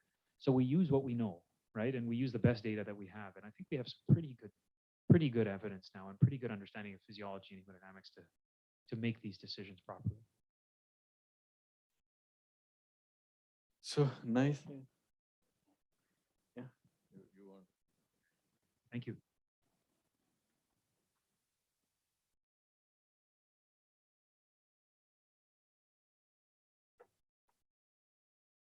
Thank you, Dr. Sanjog, for excellent presentations and cases. Thank you, Dr. Sarath Reddy. What I can see that, Medicover Group and Dr. Sarath Reddy and his team are completely dedicated to the heart recovery modality. I think this is one of the first centers which invested in terms of having the Impeller console and the pumps by the side. At the same time, treating the right kind of patients always. So that's one thing. And secondly, Dr. Sarath Reddy is one of the post faculties for the hemodynamic courses, which we are going to conduct in the future. So he's been sharing a lot of his valuable inputs and developing the modality across. We have Mr. Stephen Dees. He's come all the way from Germany to attend this meet. He is a global EMEA sales and marketing operations director. So he took a lot of efforts, and that means a lot for the India business and for developing the heart recovery program in India. So I thank everyone who made this event very successful. We have our colleagues here, Dr. Kamlesh Kothavadi from the Medical Affairs, and we have Gopal. so who is based in Hyderabad. So I'm sure, we will work very closely with the entire team of cardiologists over here and facilitate with the right kind of case selections. And Dr. Kamlesh has a lot of experience, so he will also be, a part of the team. So thank you so much, Dr. Sarath Reddy and your team. You completely have a heart team approach that is also very inspiring for all of us. And we look forward to good educative programs ahead also. Thank you so much.